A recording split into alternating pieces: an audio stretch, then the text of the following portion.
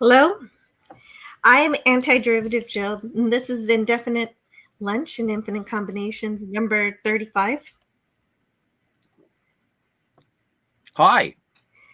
Hey, so today I'm joined with Pop Culture Curator, Scotty R37, and Cardinal Sin to review the next episode in production order, Dagger of the Mind. So how are you guys today? I'm doing great, thank you. So, yeah, thanks. I'm doing really well. As soon as this thing is over, I'm going to find a kitchen and raid it. Well, I put that suggestion in your mind. That was you? And speaking of you, actually, what will you be doing tomorrow on the Fantasmagorium?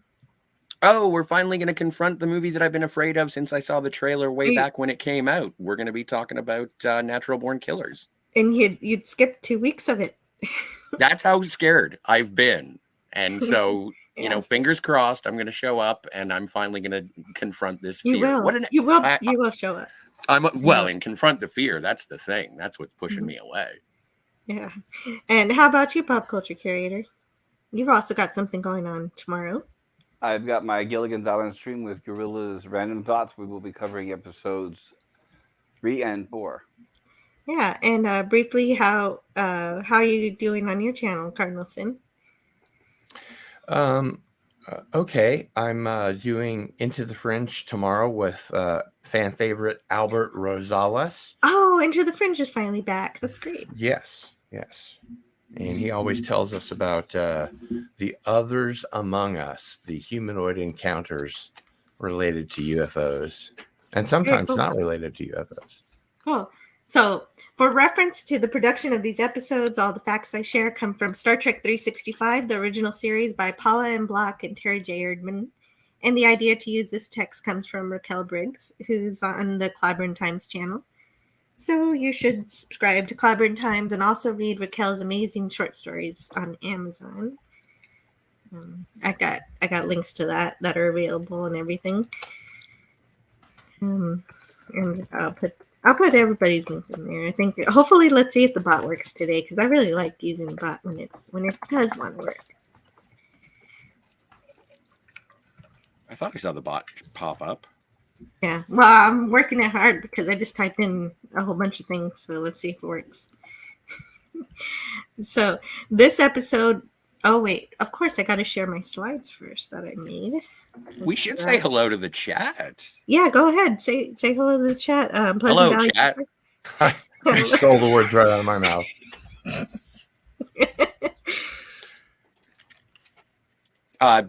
Pleasant Valley Picker was here, and he just has to go to work today, but did give a review. Should I share PvP's review? Please do. I'll highlight it for you.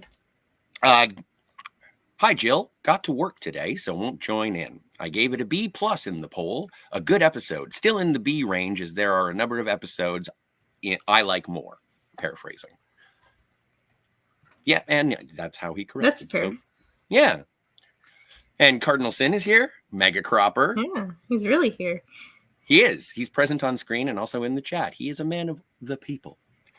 And there's me.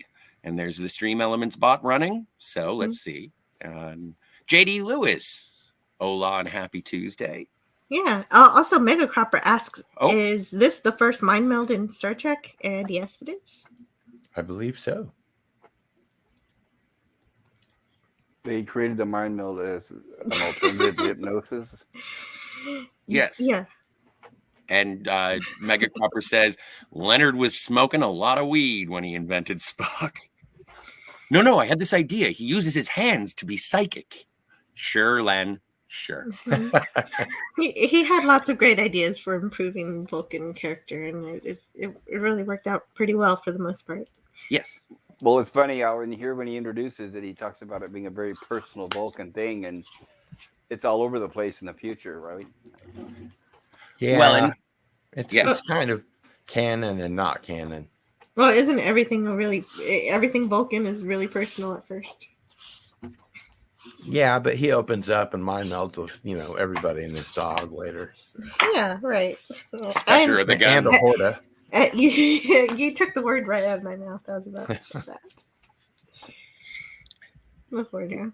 Well, unfortunately, it did remind me a little of Ethan Peck because something did pop into my head when Spock says, "This is the first time I've ever mind melded with a human."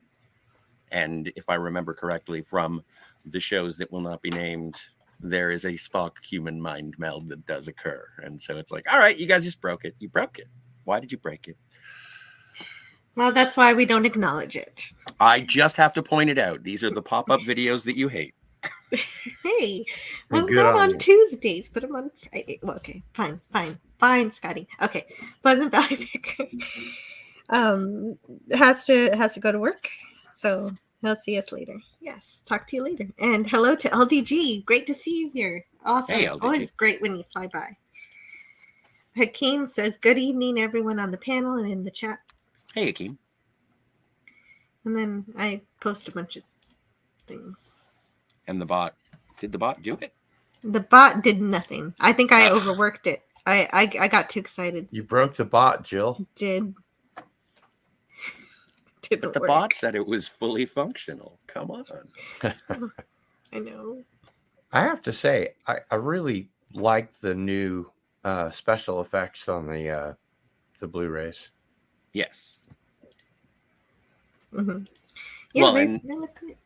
yeah, the Enterprise pulling into orbit of the Tantalus colony is really beautiful when you watch. And this has been like the first time I've seen it with the new effects. Yeah, and they do like this close-up flyby really slowly, so you get a really good look at the ship, which is sort of inimical to the way they used to do it. They used to fly by pretty fast and at a distance, so you couldn't see it very well. Mm-hmm. And hello in the chat to James Caserta. He's here today. Hey, James. YouTube news? Okay. I've never heard of YouTube news. Well, Mega Cropper is the reporter for YouTube News. Who seems to be exaggerating highly. Yeah, probably. So I won't Yeah. be reading that. But thank you so much, Mega Cropper. Nothing new there. Yeah, Miss Cream Jess, hello. Wasn't the mind meld a very dangerous thing at first? And yeah, that's established in Enterprise much later how dangerous it is. But Well, it here, can be dangerous, yeah. Here, it's also said that it's dangerous. I really liked in the Enterprise episode how they sort of equated it with, this guy forcing himself on to Paul. That was a really interesting and topical episode. Yes. And I'm just checking to see if my bot wants to work. Because I like to shout people out. I woke it up. Okay.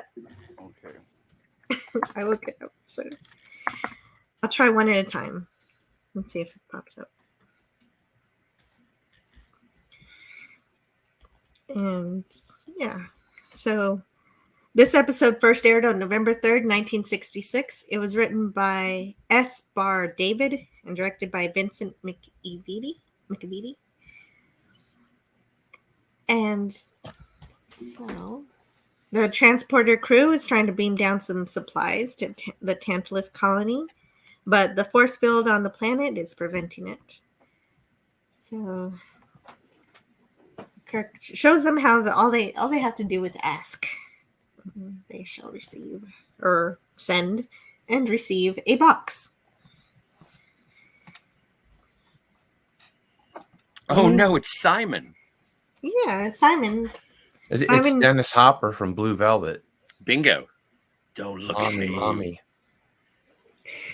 Yeah, this is Simon Van Gelder. Right, that's correct. He's hiding in the box, but the transporter engineer doesn't notice because he's busy with his whatever that is. That was the sound of the control panel. That panel the panel that he has taken notes off of is actually from engineering, but they put it in here for this scene. Yeah, that did seem out of place to me. Thank you for that. It looks like all the components are missing from the breadboard. Oh They had yeah, to give that's him right. Something to do. Yeah, you're right. Like there should be lights and stuff on the side, but they're all missing. There's like one. Right at Yeah. the top. Yeah. Right there. Well, that seems to be the problem. That's what he's writing down. This thing is devoid of knobs and lights. And then he attacks the transporter operator because he needs his clothes. His clothes, his boots, and his motorcycle. And yet he's not a red shirt. If I may note, Morgan Woodward, the actor, was very appreciative of this episode. It broke him out of the stereotype of cowboys. To this point, it's all he had done was cowboys and westerns. He really owns this episode, doesn't he? Yes. He does. This episode exhausted him so much that after shooting, he had to go home and rest for 4 days. He by the chews way, up he the is. furniture in every scene he's in. By the way, I don't know if you guys are aware, but he's 40 years old when they shot this. Wow. They did Damn, a I great look- job of aging him. I think it's his complexion. I think it's his complexion, perhaps. It makes him look older. I don't know, but he's Captain Tracy later on in the series, and he still maintains the same look. You know, there are people who look like they're born 40. Right. Maybe he was born 40. He does come back in the Omega Glory. Yeah. And yeah, I agree. It's terrifying what has happened to his mind, and we get to see it. And he does really amazing in every scene he's in. It's very clear and very tragic that he cannot. He's even though he cannot control it, we see him struggle to do this later in the episode.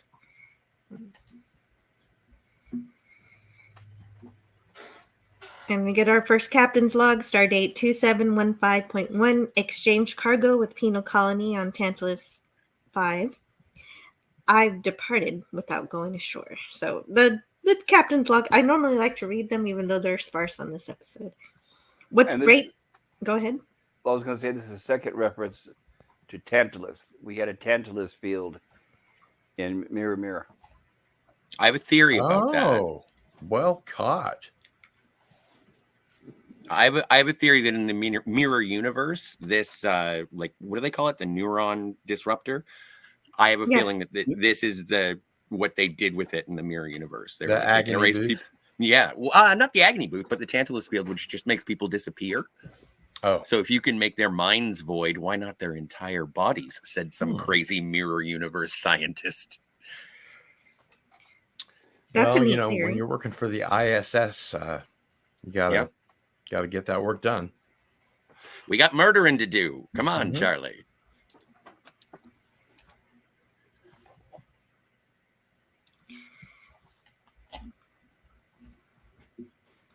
Great episode title. Yes. They get it from Shakespeare. So, yeah. So I just want to say hello to Euler Greg. Euler Greg. So great to see you, Mr. Brown Alliance. Ahoy, Mr. Brown. And then Euler Greg says Tantalus has a little known vacation zone as well as the penal section.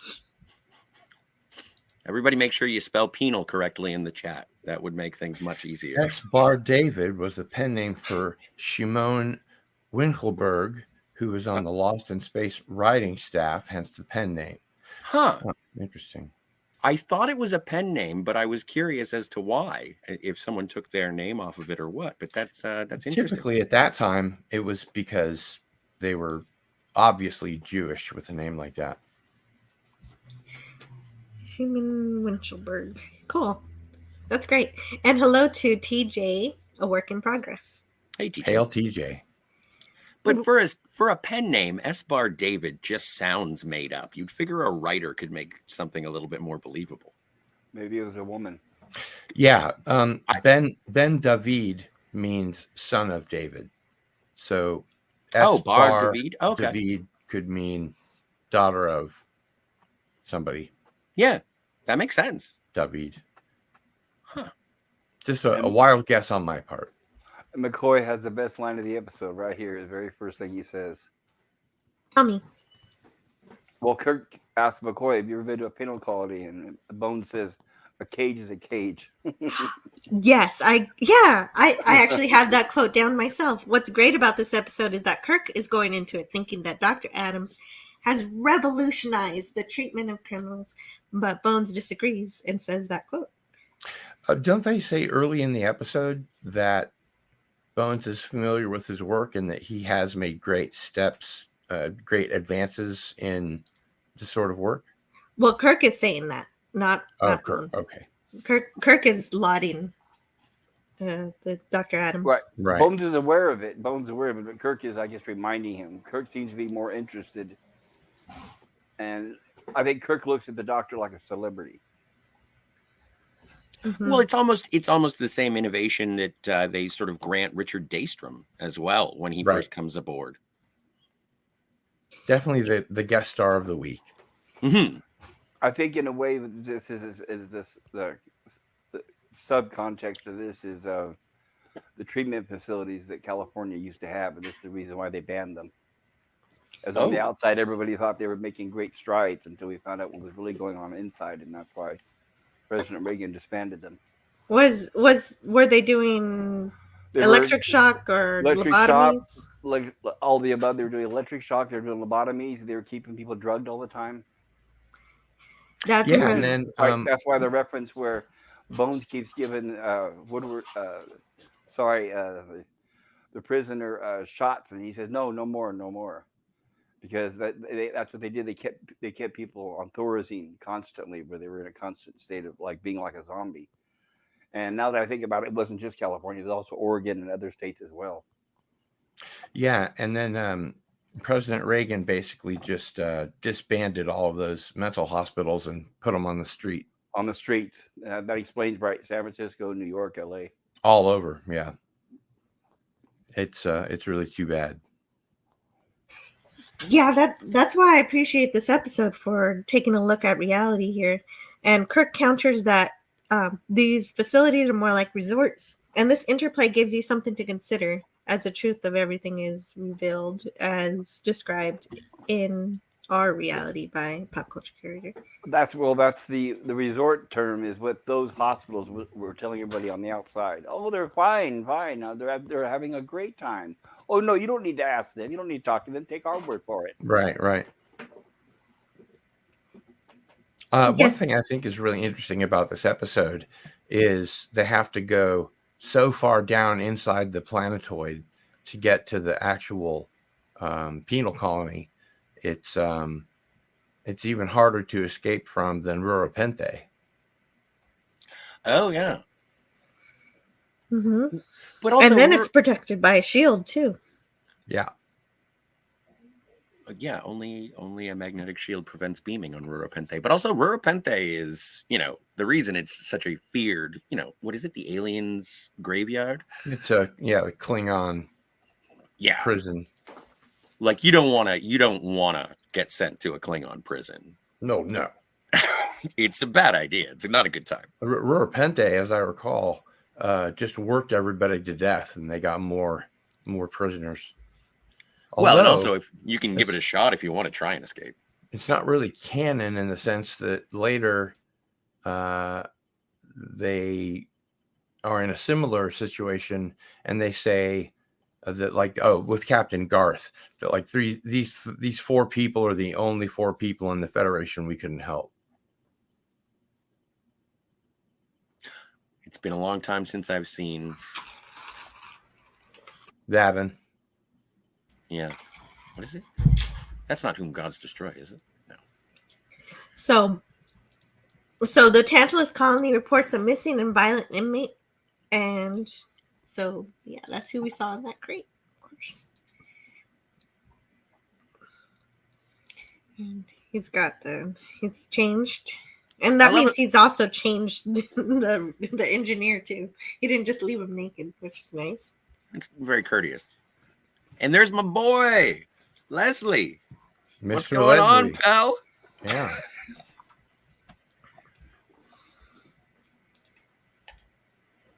Hail Herc 130. Hey. And so hello to Herc 130 and also Dave G Sound. Dave G Sound. Who wants to... Okay, sorry. Hi, Jill. I can't stay, but I want to show you on your panel support. Thank you. Thank you, Herc. So, do no, you but want to say Dave, something? yeah, Dave G. Sound has like one of my favorite Star Trek quotes of all time. If you would be so kind as to highlight it. Okay, I will.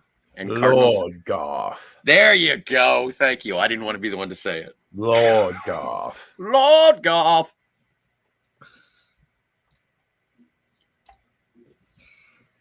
Yes, that's right, James Caserta. That's what we're going to find out.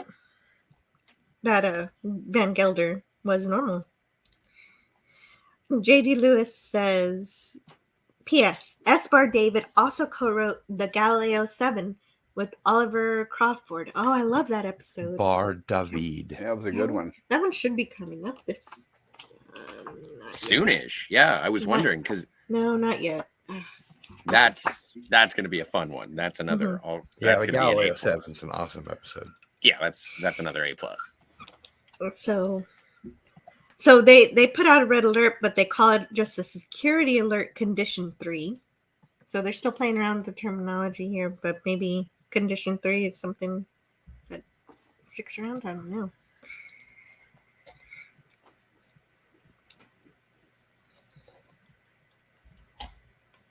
I love it when Spock wears the earpiece. Me too. That's why I took a picture of it. Okay, nice. Oh, like Uhura's? Yeah. Yeah. It looks really silly, but Well, It's yeah. Bluetooth. It's Bluetooth. Yeah, I think I it's love it. excellent. Yeah, it definitely foresaw the future as far as wireless is concerned. yep. That's my USB drive right in my ear. Yeah, so Van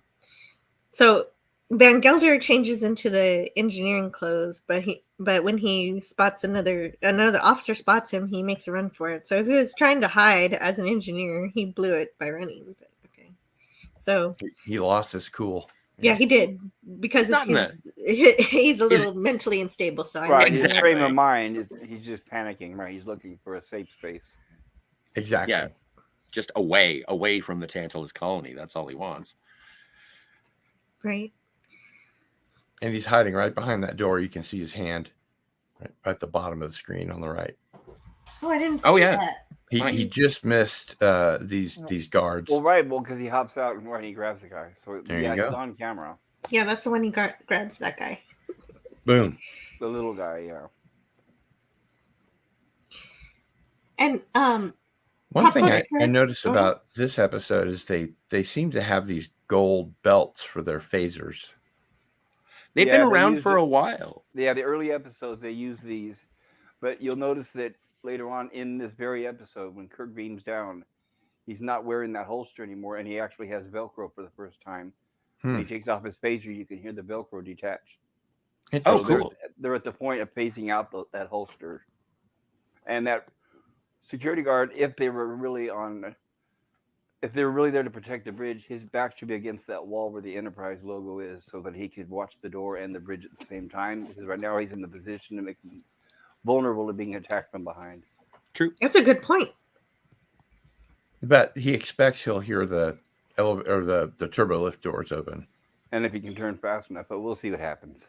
Is this the first episode where we get this style of phaser, the one that we all know and I appreciate? I think so. Because the other people are holding the old phaser kind, the old in the cage. Right. You're talking about phaser 1 and phaser 2. Yeah. Oh, if you can make me big for a second, Jill, actually I can demonstrate.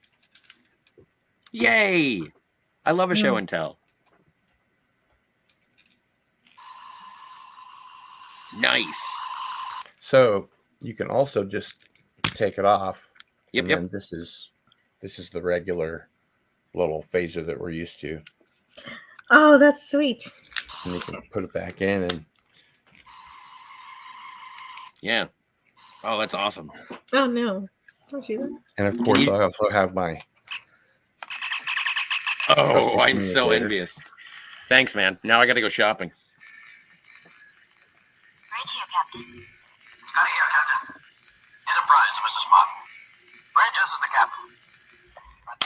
I have these things on my wish list on eBay, but I just Oh, you do? don't get around. Well, to I it. know what to get you for your birthday. Oh, you don't have to do that, but okay. Anyway, But okay, I'll take one. I mean, let's see now. So make sure you don't misbehave anybody, or I'll. Yeah, and there you go. There's some weird things that Spock says right here. I don't know what you guys think about the things he says here. Such as? Oh, and also just for specificity, slides. Correct. Slides. Where did my slides go? I didn't mean to. Oh wait.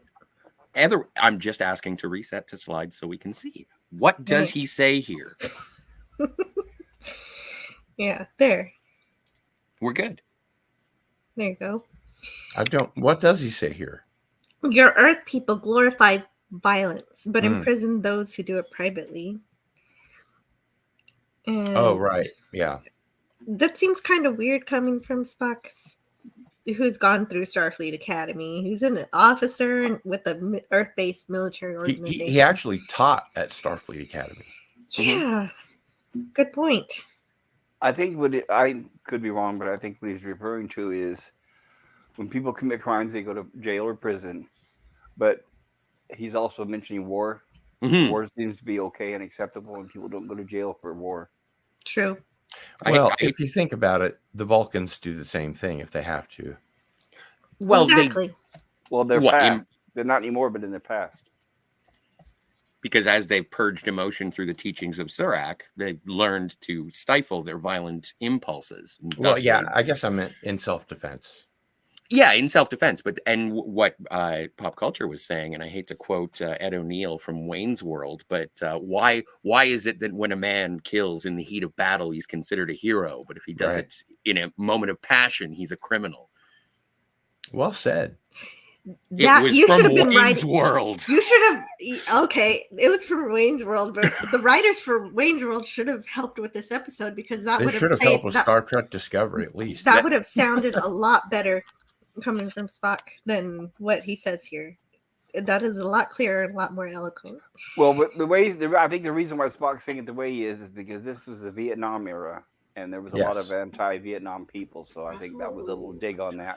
Thank you. That helps to have the historical context interplayed in here. I think that's a very, very good point. Yes, it is.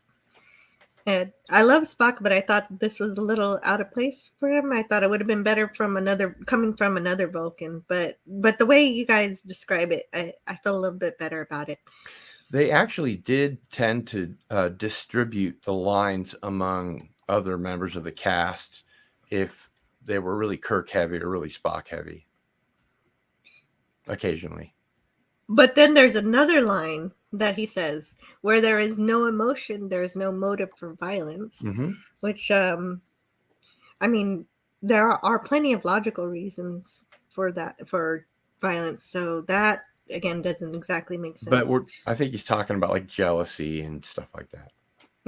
But he doesn't explain it. So I would like, a little more. Well, that's why we're here, Jill. A little more... a little more description, it's just if you'd like to learn more, you can always watch Wayne's World. Right, exactly. Wayne's World describes it much better. Excellent. So I kind of forgive this scene because they're really trying to develop the Vulcan philosophy, which is a thing. It is a thing. You're right. But it's a thingy thing. Well, and also it does sort of set up, it is a part of the kinship between Spock and McCoy, because McCoy does disagree. A cage is a cage, as he mentioned earlier.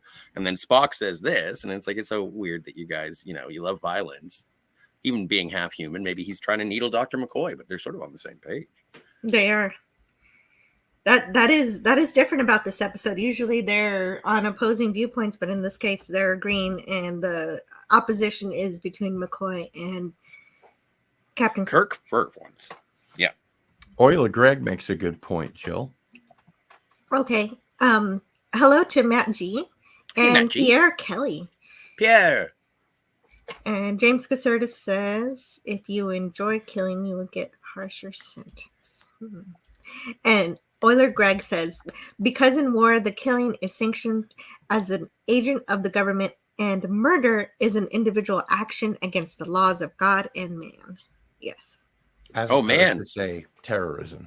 And yes, everybody on the panel and Euler Greg in the chat explain it much better than Spock did here. Well, and Euler Greg, I really appreciate that. That's a paraphrasing of what Richard Daystrom says to M5. These things that you've done, they are against the laws of God and man. Oh, yeah. Yes.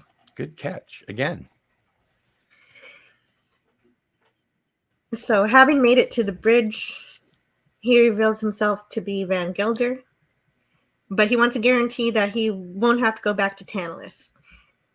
And in order to, but he's still holding the gun. He's holding the phaser rather on everyone. So I love how Kirk and Spock work together. Kirk distracts Gelder, giving Spock time to rush in. Before that, doesn't Kirk say something about negotiating at the point of a gun?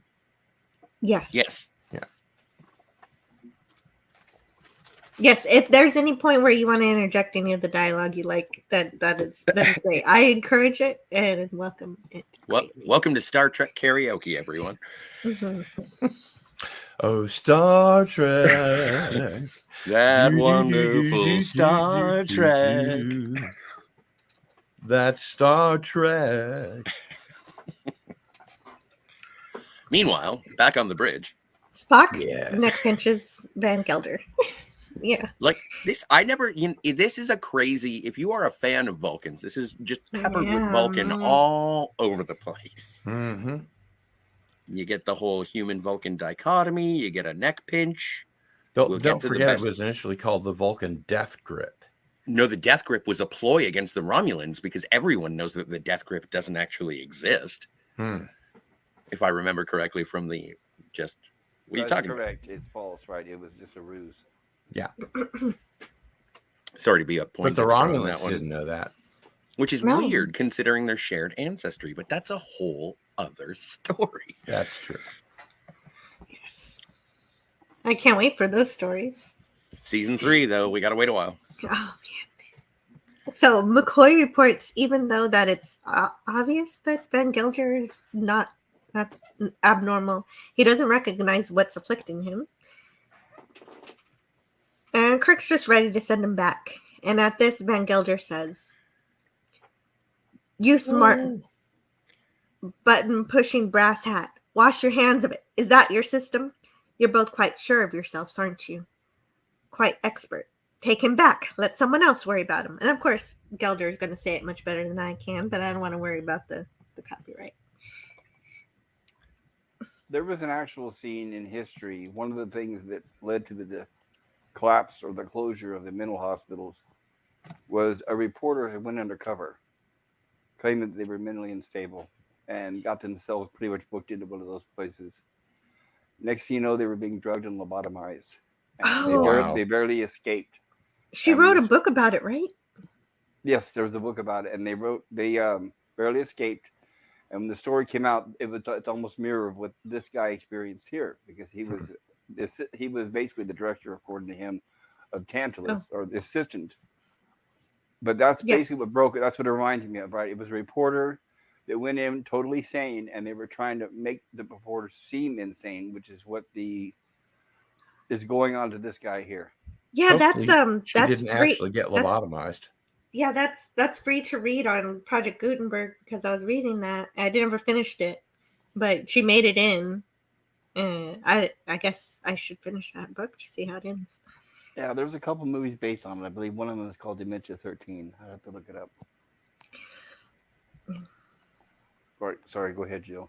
No, that's okay. I was just looking at the chat here. The Greg says, "Yes, I used the M5 speech. Good catch." And hello in the chat to Sci-Fi Nation. Ahoy, sir. Hail Sci-Fi Nation and James Caserta. James Caserta says Geraldo Rivera did that. Did he do that? He got it sounds like something he would do. Right, he was a sensationalist, so I wouldn't be surprised. I thought that James was saying that if you added a mustache onto Simon here. Oh, So we find Either that way, I don't know. it we looks find to me, I don't know about you guys, but it looks to me like he has kind of a waxy looking face, like they put some kind of makeup on him that makes him look older and also makes him look kind of pasty and Well, waxy. it's his complexion. They're trying to cover as much as possible. Mhm. And I think he has this. I recognize him from the Omega Glory. I think he pretty much looked exactly the same in the next season. And so, He did. yeah. Oh, okay. Yeah. Well, it was good casting in this episode. Oh, and it's great in Omega Glory. I love Captain Tracy for all the despicable things he's done. I don't know if there's anybody out there in TV land who are aware of a show called Green Acres. There was an actor in there who played Mr. Kimball. Is this Mr. Kimball? The guy who played Mr. Kimball and this guy here, Woodward, had an acting studio, and they would teach acting. Oh wow! Well, in the show, no, in or real life. real life. Real life. The guy who played Mr. Kimball was best friends with this guy here, and they had an acting class in the studio. Gotcha. That's awesome. Yeah, that is pretty cool. He does convey the sort of fighting the insanity really well. You know, trying to break free so that he can at least talk. Yes, right. Yes, but he portrays that perfectly. Sadly, so I think with his complexion and his looks, I think he was always typecast as kind of the bad guy. He's, you know what now that we're actually sort of analyzing his look, I would say that he's the Mark Alimo of the original series. Oh, well done. Well done. But great Mark Alimo. And I enjoy his acting very much. I'm not 100% sure on the dude, but in terms of his performances, always gold. I went to a specific Star Trek convention because Mark Alimo was going to be there. He's my favorite. Was that? Actually, I got there slightly late, but he was doing a workshop using not really volunteers from the audience, but sort of just forcing them to come up and do it. And he was talking about sort of the roots of acting and how important Shakespeare is, and it was just really neat to see him, work. Nice. Well, it sounds like an amazing panel. Yeah, and speaking of, if you look at his hair, it's different color from his eyebrows. So I do think they aged him up at least a bit. Because you can see he's got black hair behind the gray. And Euler Greg in the chat says it would be a great Halloween mask along with the Shatner mask used in the Halloween movies. I knew somebody was going to bring that up. Yeah. And JD Lewis says Morgan Woodward was also great in various westerns. Yes, which I think was mentioned here, that he was happy to be outside of that wheelhouse. But still a bad guy, right? He was always the bad guy in the westerns. He's a bad. Well, seemed. He's not exactly a bad guy here. A man he of starts off morals. Right. When I was a kid, I thought he was a bad guy, but then you realize at the end he's not. He's an innocent victim. Yes, he's the victim. And Gorilla's Random Thoughts is here. Kapla. Hey, Gorilla. Hey, Gorilla. That's hilarious. I've been sitting here lurking and listening as I debate whether or not to put laxatives in the boss's drink. No, don't do that. Yeah, don't let us talk you out of it. Yeah, no, it sounds. Let us know how it goes. I want to. Okay. I want to know more. Oops, was that out loud?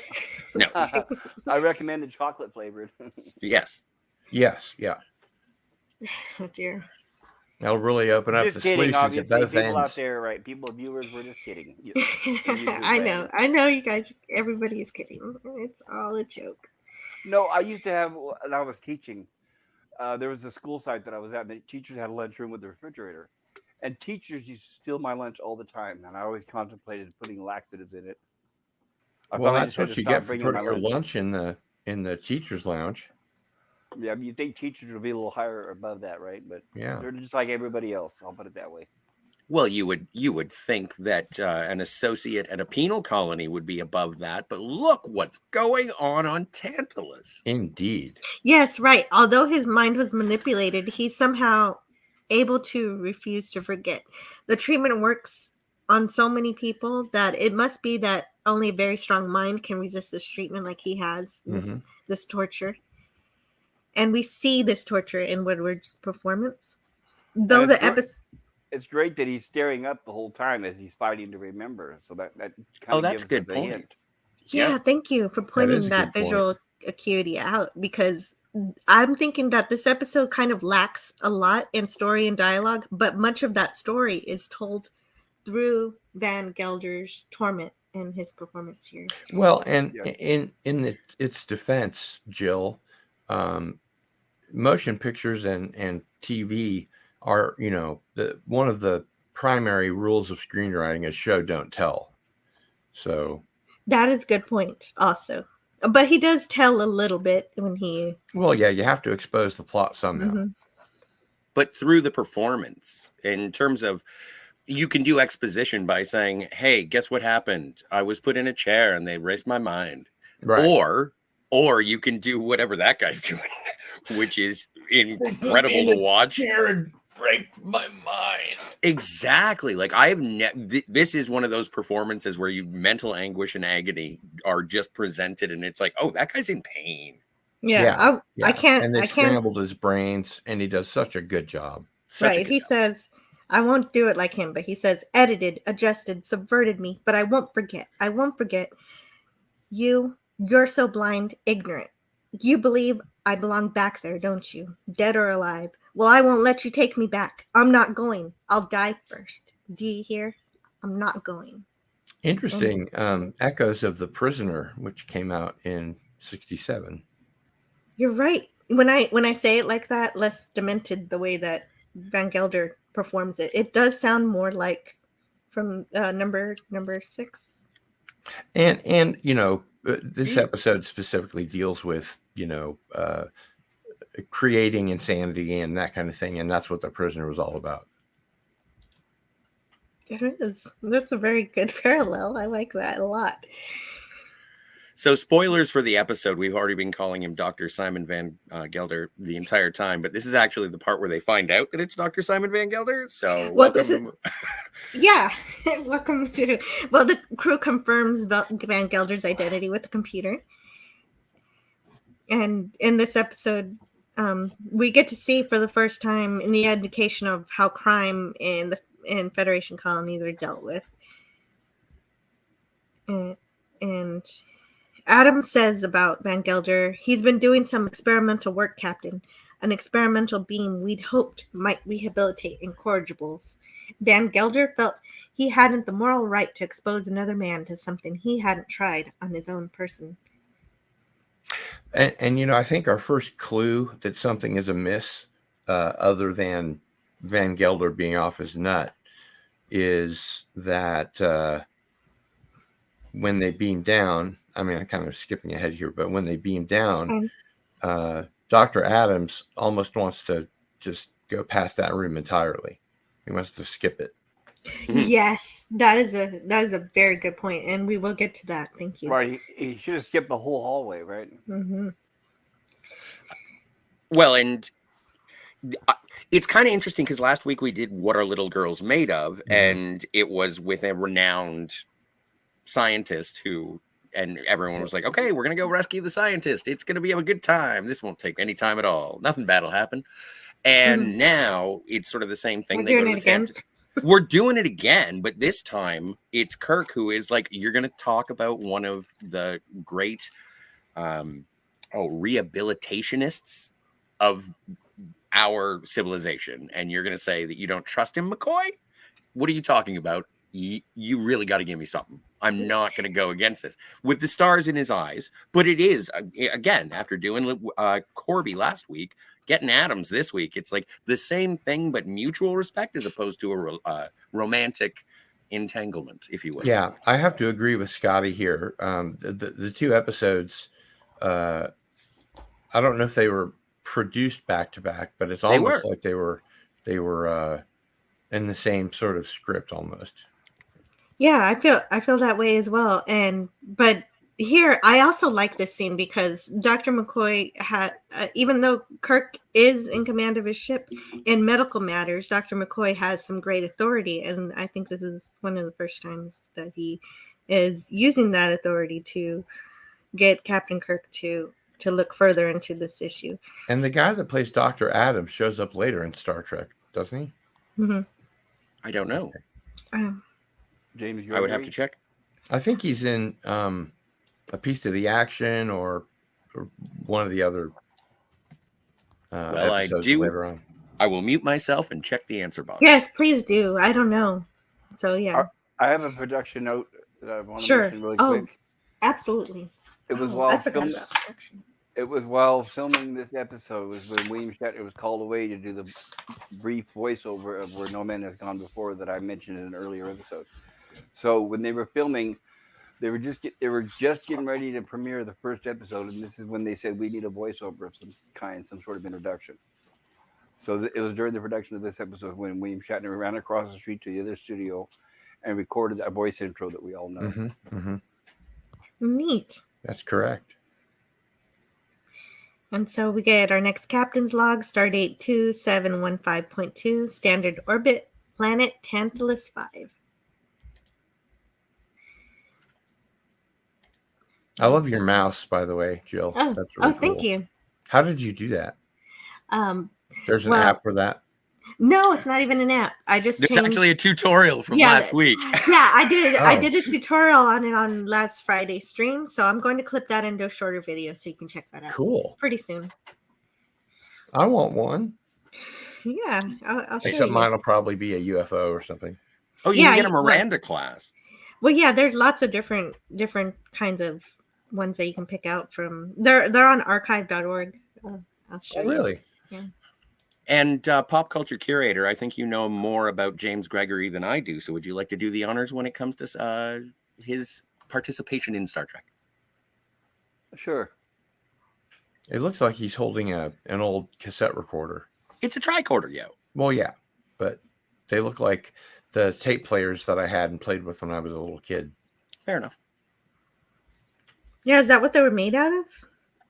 They might have, yeah. I mean, it's got the leather strap, Oh. and I mean, of course, they had to Actually, rejigger all the stuff on the front, but maybe we can read about it. Here, tricorder. From the book Star Trek 365, a portable sensor computer recorder about the size of a large rectangular handbag carried by an over-the-shoulder strap.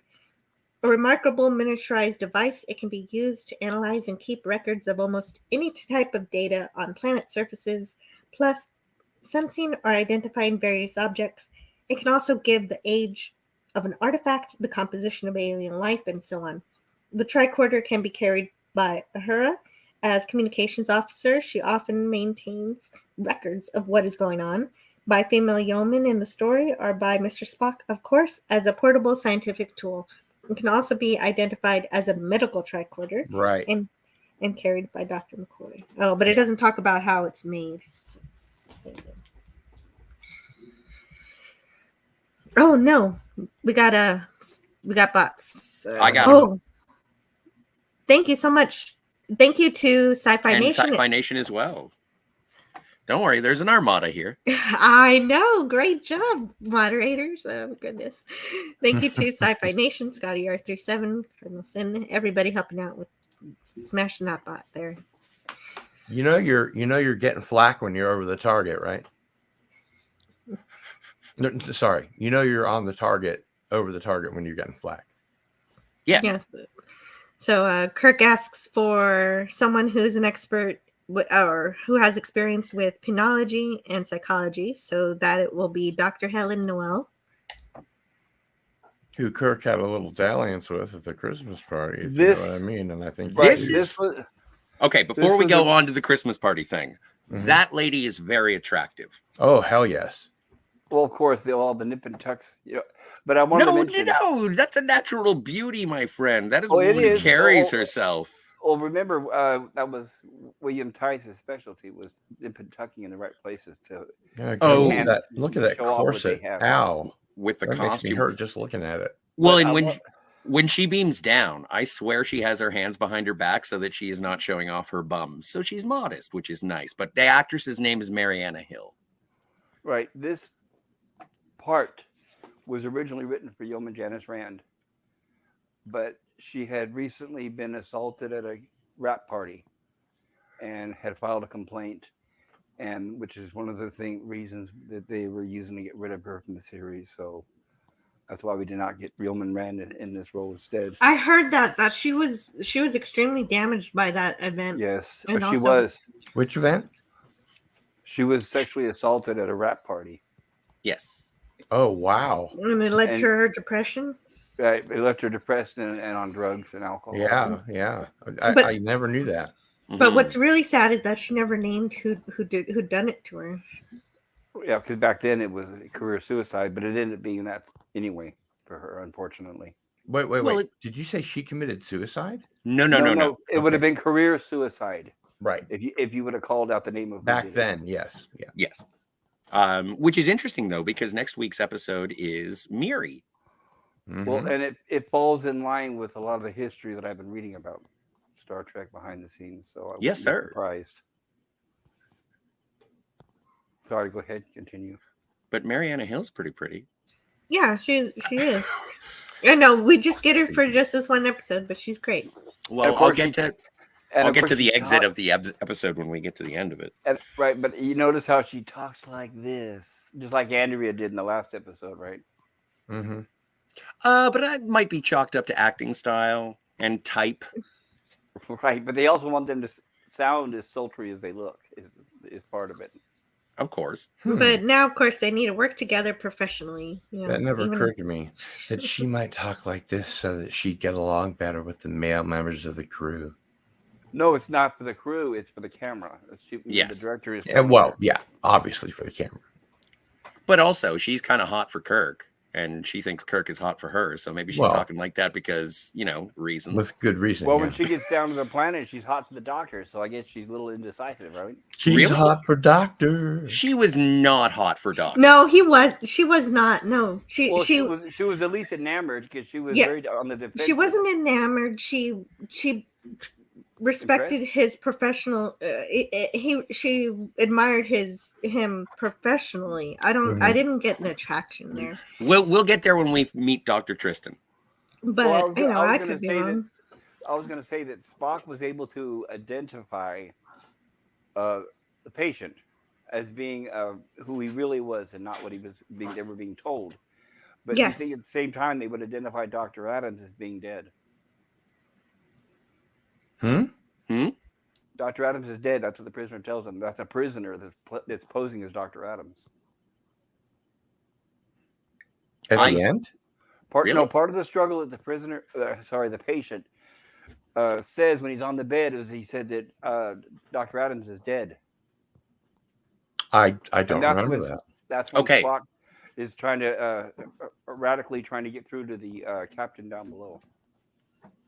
Okay. So earlier, while we were sort of talking around Simon, when you were saying that you were considering Dr. Adams, what you had said was Dr. Adams actually ends up being a victim at the end of this episode. No. But Well, if one of the inmates erased his mind and made him evil, no. What happened was, if I heard correctly when I was watching this, Sure. I want to make sure I get the names of these people correctly. But okay, what's his name? The guy who escaped with the from the box, Van that is Gelder. Van Gelder. Gelder. Simon All Van right. Gelder. Van Gelder. They identified him as being assigned there previously, right? Yes. Yeah, As the an computer even associate of says- 6 Dr. months ago. Adams. Right, as an associate of Dr. Adams, correct? Yes. Okay, so when he's struggling on the bed trying to explain to them what's going on, this is after Kirk beamed down, Yes. and he's on the bed trying to struggle and explain to Spock and McCoy what happened. He says that Adams is dead. So I I don't think what remember happened that. was Adams was replaced by a prisoner, and I think that's the prisoner posing as Dr. Adams. I'm not questioning you. I just don't remember it. Well, I I'd could have be to wrong, but revisit I thought it. I heard that. I'd have to revisit it. But that's when I literally Spock watched is this the trying- day before yesterday. So Right, that's when right after that is when they show Spock trying to get through to the planet to warn Captain Kirk. Anyway, go ahead. I don't get that from the script. I think that Adams is Adams, and Adams are is you not looking at the somebody script, else. Jill? I could be wrong. Well, I did earlier, right before this, and I didn't get that. Well, and to some and I'm not 100% sure. But Again, I would have to could be revisit correct. it. But like when I was watching get the it. episode, I was like, maybe I should go back and turn on the closed captions.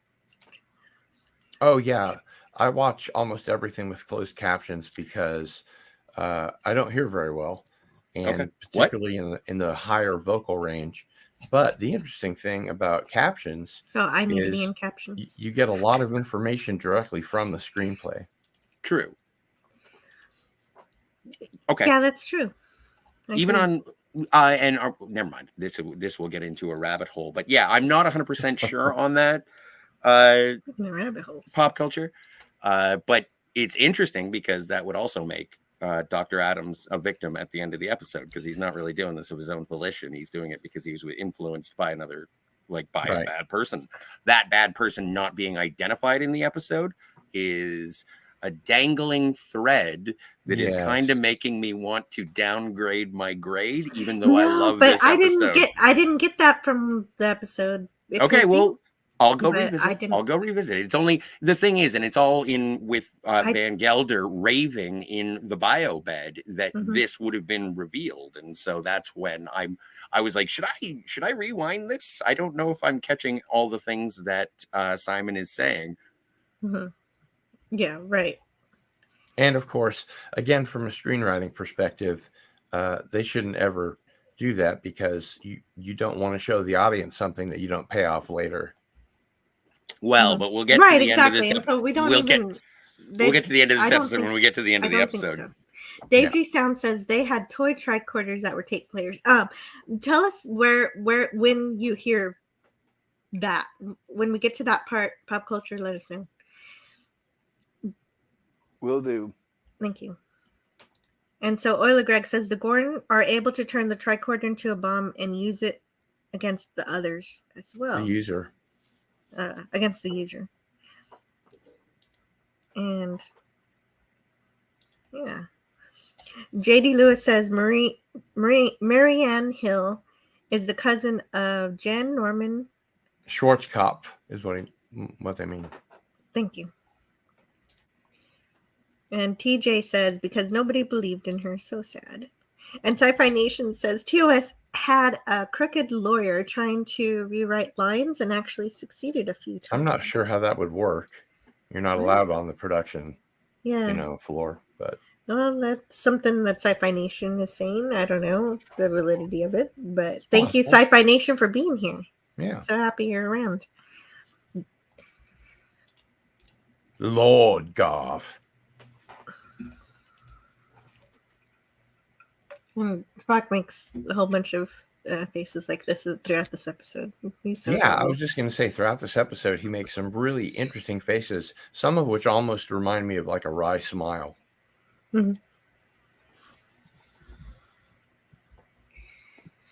Sorry, I stepped away for a moment. Yes. Quick question.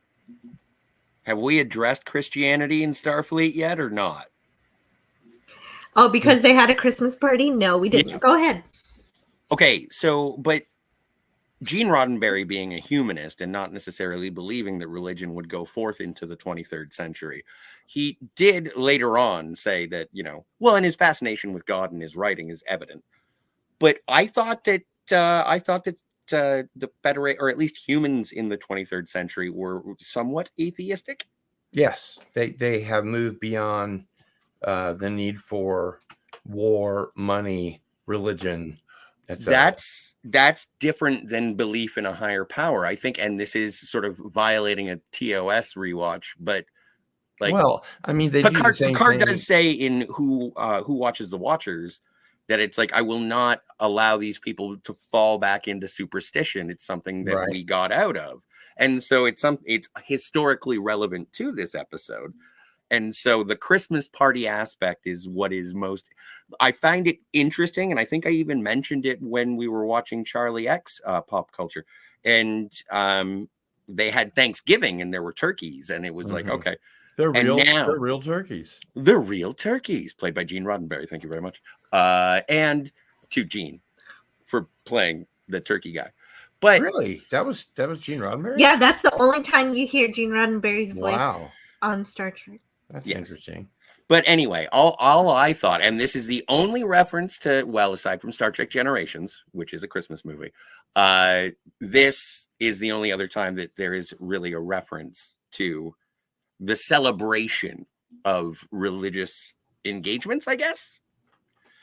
Well, and then there's also an episode written by Theodore Sturgeon, who's a literary hero of mine, which I actually dislike because at the end, Uhura says they don't worship the sun, they worship the Son of God.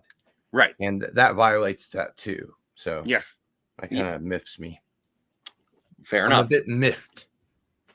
Yeah, I wanted to mention something as I went back and I looked at that scene that I had mentioned earlier with subtitles, and I was incorrect. It says Dr. Adams like death is what he said. He what? He said when he was trying to explain to them and warn McCoy and Spock, he said Dr. Adams, and he said like death. So I had mistaken, thought that I had heard that he was dead. Liked death? Like More like death. He's akin explaining to the death. chair, where he's explaining the chair. He's the experience of being in a chair. He said it's like death. So I had misunderstood that. Just wanted to clarify. Okay. Thank No, you and I so agree. much. I appreciate the clarification, Cap. Yeah. Yes, me I too. appreciate both the question and the solution. Thank you. Anyway, meanwhile, back at the Tantalus colony, there's a door. It's purple. And so Oh, come on. That's a Tinder profile pic right there. I know, Mhm. right? Right. It's Well, funny they had that fast elevator, which gave them an immediate reason to hug. Well, no, it descended at an incredible rate, dude. Oh, I yeah. would have, Mhm. yeah, he's protecting his doctor. Well, you Yes, think exactly. they would have? You think His would have crew railings member. or something, right? Or handles Yes. around walls or something. I feel what it is like it's such a crazy elevator speed that it's almost like the elevator is going this quickly is like a mind game in itself. That's true. How so? Well, just to throw anybody riding it off their rocker just for a bit, you're in a place that's going to psychologically knock you on manipulate you your ass. anyway. Yeah. Well, So okay. this personifies it. I would say dramatically, I agree with you, but in terms of the functionality of the Tantalus colony, it doesn't make a lot of sense. I think it goes this quickly, and most people would have some sort of, escort that would say, all right, careful. But this is to manipulate these two characters specifically, but they're going to the center of the planet. They got to get there really, really quick. Is it at the center That's or is it just way underground? That's a functional Well, reason for it. Yes, thank you. Maybe not the center, but very, very far Very underground. deep, yeah. And it is, it's a penal colony. So it's not like you want to take a leisurely ride in a lift with a bunch of criminals or even a couple of criminals. And these people are going to a very specific rehabilitation center. So Yeah. So it's fast enough to alarm the rider, but not fast enough to put them in free fall. Right. So they can't stop for concessions? No. There are no what is it? Rest stations along the turnpike. Right. And a little production note I'd like to mention is when it shows them to beam down to the surface of the planet, with the original effects, they reused the matte painting from Where No Man Has Gone Before. Altered it slightly. I missed In that. fact, it was that's okay. It was a discussion between Robert Justman and Gene Roddenberry because of budget reasons. But in the new effects here that we see, they changed it to where it looks like a small exterior building rather than the entire big city that it was with the original matte painting. Oh yeah, you're right, dude.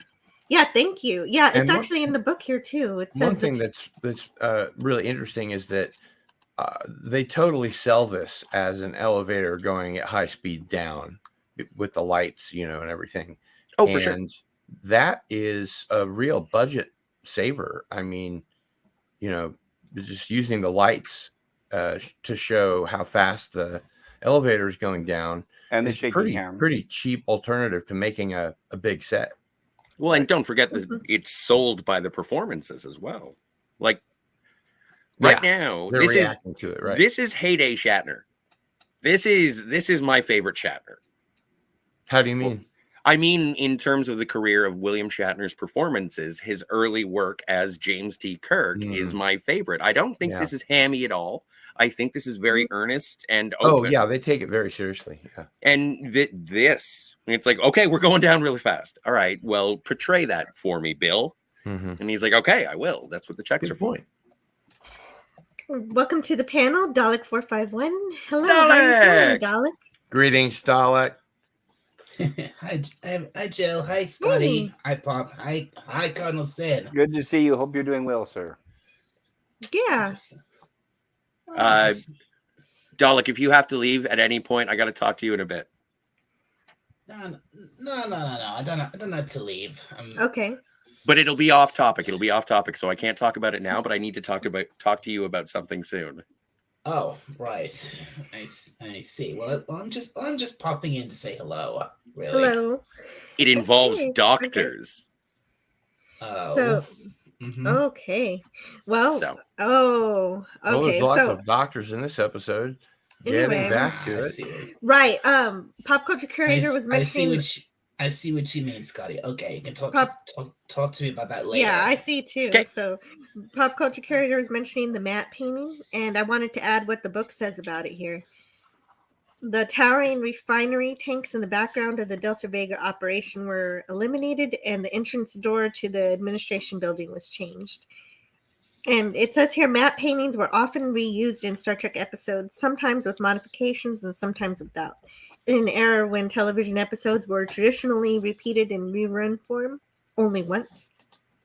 When the dawn of home video lay nearly a decade in the future, no one wondered about reusing a set or prop or matte painting once, twice, or more.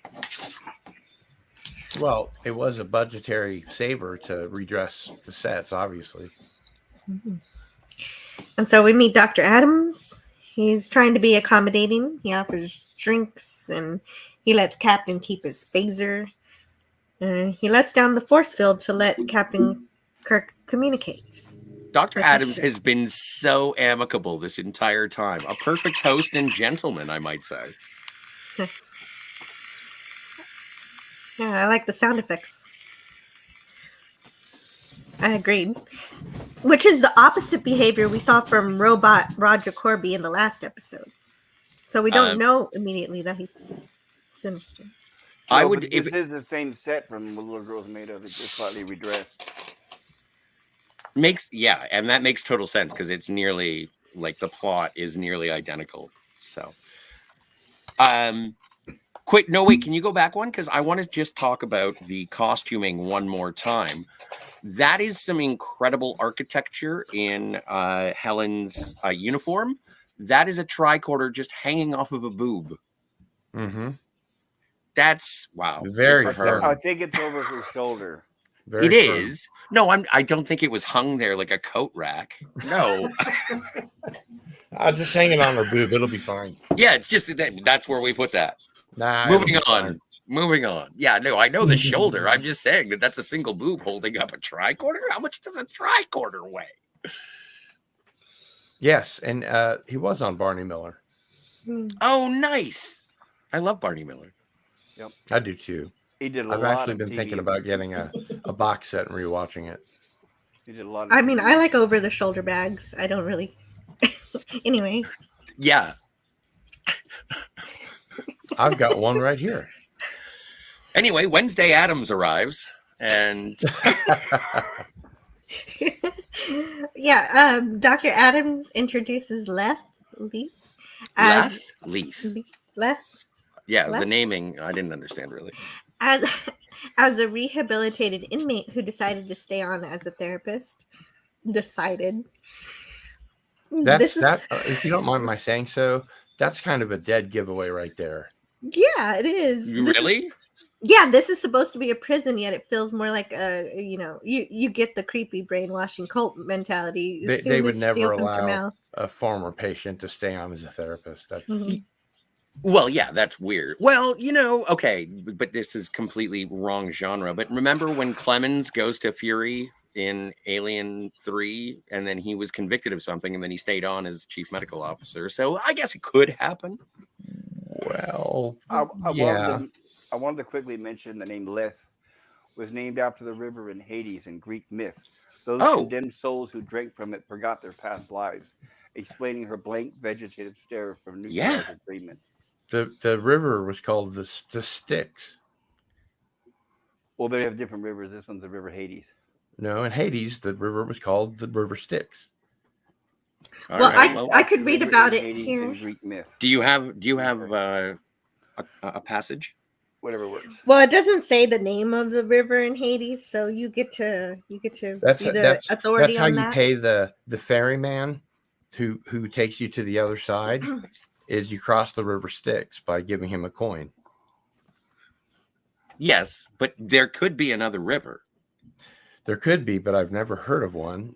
And I've studied a lot of Greek mythology, so let's just shelve it, and we'll argue about that later. Yeah, I can't wait. Well, I don't know if it's completely true or not, but according to Wikipedia, it says Styx in Greek mythology is one of the rivers of the underworld. The word Styx literally means shuddering and expresses loathing of death. It's from Homer's Odyssey. Yeah, apparently in Greek mythology, Leth, also referred to as Lemosine, was one of the 5 rivers of the underworld of Hades. And moving on. Well, I stand corrected. It's cool, man. We're here to learn, so don't take any offense. No, I'm not. We've lost Jill. We can do whatever we want, Jill. That's right. Jill, where are when you? the Come back. cat's away, the mice Oh shall no, play. blue screen of death in the chat. She says, "I'll be back as soon as I can." Blue Good luck, screen Jill. of death. Oh no. Not at all times, right? And you know what? I'm sort of I like watching flashy things, and I enjoy pretty ladies and laser guns and stuff like that. But you guys bring in the sort of the equivalent of exactly my jam. Like that, like talking about the parallels between what's going on socially in the situation is really enlightening. I'm like, you know what? I'm dumb. I should have saw that at least a little bit, but I didn't know any of the history. I didn't know any of the history of the sort of rehabilitation centers that you speak of in Los Angeles that Reagan shut down, apparently. But like, yeah, I know nothing of this. Well, Right, he didn't shut them down specifically in LA. It was all over the country. It was all over, yeah. But this also it's also it's something that at the time was taboo. It wasn't allowed to talk about on television. So this is another example of Gene Roddenberry getting that slide through the censors there by changing it slightly. Yeah. And when you look back on Star Trek and saying that it does social commentary, and everyone says, "Oh, race relations, Vietnam," and it's like, no, also the incarceration, and like there are societal issues that traverse all facets of humanity and the human experience, I suppose. And obviously, both Star Trek, the original series, and the Twilight Zone were vehicles for morality plays that did tell those stories. But on an alien world or in some sort of different dimension, depending on which show it is. Yes. So yeah, they obviously were trying to tell, the human story and what was going on at the time. Rod Serling was ex-military, and he saw a lot of deaths. So he a lot of action. Yeah. Yes. And I wanted to mention, if anybody has ever seen One Flew Over the Cuckoo's Nest, it was shot at one of those recently closed facilities in Oregon. Wasn't that in 1968? The movie, or when it was closed? The movie. I can look it up. I think it was early 70s, but I can. I think it was in 1978, and of course Reagan didn't get elected until 1980. But he would have been governor of California at the time. Yes, but I don't think he opened up all the. Ronald Reagan, the actor. I suppose Jack Benny is the Secretary of the Treasury. Oh, Dalek, I like your jack-o'-lantern there. Thanks. Although you should have put it on the other arm, because now it makes your arm useful. I didn't. Well, actually, I didn't put that jack-o'-lantern there. that you can thank our good friend Stephen Ransom for that. He made this for me. Well, if you want to get it off, you're going to need a doctor. Sorry, that was right over my head. Well, the Daleks are the primary adversary of Doctor. Oh, the doctor. I'm sorry. Of course. Yeah. Yes. I've got a TARDIS right here. How could you miss that? I was just taking him seriously. I didn't realize he was being serious. You have a TARDIS? Sweet. One of my TARDI. Nice. I have a couple different TARDI. You know what? There's no such word as TARDI. Well, in the English language, anything that ends with an S has an I as the plural. Like Pegasi. Okay. Pegasus? How about bus? Nice. I got a TARDIS coffee cup, and it's a very uncomfortable cup to drink out of because it's square. So I always spill. So is that just and I don't want to drink out of a corner. Yeah. How about bus or glass? I like G.J. Lewis' suggest. G.J. Lewis says, Jill is gone. Revolt! Start reviewing Jerry Anderson shows. Thunderbirds? Thunderbirds are go. like Thunderbirds or Captain Scarlet or Stingray, anything like that. Yeah, I think she's Perp 130 likes TARDI. I think she's trying to get her computer rebooted. Yep. So we're Jill is in engineering and we're on the bridge. Slow and steady as we go. Let's not push the engines too hard. Right. Ahead, Warp Factor 2. Where's the captain when we need her, right? Oh no, this is perfect for the episode because the security shield is up. She can't communicate with us. Bro, drop shield. So do you lower shield quick? We are an incompetent crew if we don't even know how to lower shields. Well, we can't get to the shield. I thought we were on the bridge. I'm role playing like Star Trek VR captain's chair or something like that. That would be fun. It would be.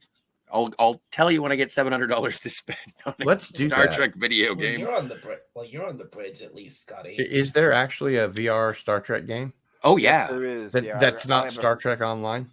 It's not Star Trek Online. There is. Okay. I have it on my Oculus. Yes, it is. It's multi. Dude, you have an Oculus? I have an Oculus Rift, but I want to get a wireless one. Oh, you guys should play. Well, Scotty, it's buggy on the Oculus, so I've got to get me what I need to do. I need to get a PlayStation 5 in order to play it smoothly. I'll put it that way. Apparently, Scotty, they're scarce. If after the show or in the private chat you want to put your mailing address down, I'll send you mine, and then you'll have one. Oh, dude, what? That's crazy. Because I want to get the one that's wireless because I don't have enough room. You know what? Is the one I have, but it's a couple years old. Oculus, in fact, just today they released a professional version, but it's about $1,500.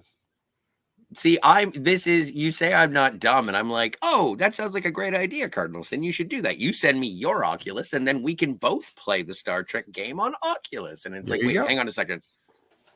Let's 1 + 2 + 2 + 1. Better send it back and forth. No. I want to buy a new one without wires. Well, I can help subsidize that if I actually paid you money for the one that you have, like the old one, the one that you want to send me. No, I can shoot you some bucks and be like, yes, I will put this as a down payment so that someday I'll be able to play a Star Trek game with you. How about this? As a compromise, you can pay shipping. Oh, thank heavens. Well, you know what? You're a shrewd Ferengi. You definitely want the 250. I have the lobes, they say. And then, the 256 gigabyte version I recommend. You'll run out of memory fast if you don't. All right. So now I just have to get a computer that'll run an Oculus Rift. There you go. And then I have to buy the game. And I have to pay shipping. That's what I was saying. Is the game is very buggy on the Oculus, so I don't recommend it. Right. I bought it. I bought the Oculus just for that game, to be exact. I got the headset. I bought the game. Found out the game didn't work right. Found out from other players online that nobody plays with anybody with an Oculus because of the bugs.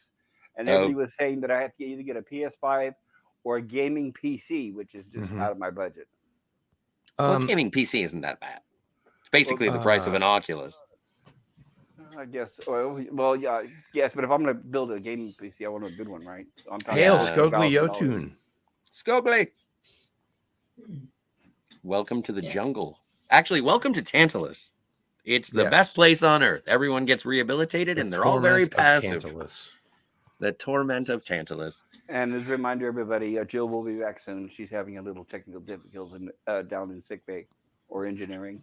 Aw, Jill went to go buy an Oculus, everyone. that's right. Herc 130 says Cardinal Sin is a total mensch. That's very nice. Thank you. That's a very nice. It's a good show. Did you guys see that there? And I guess we should stick with Star Trek. Yes.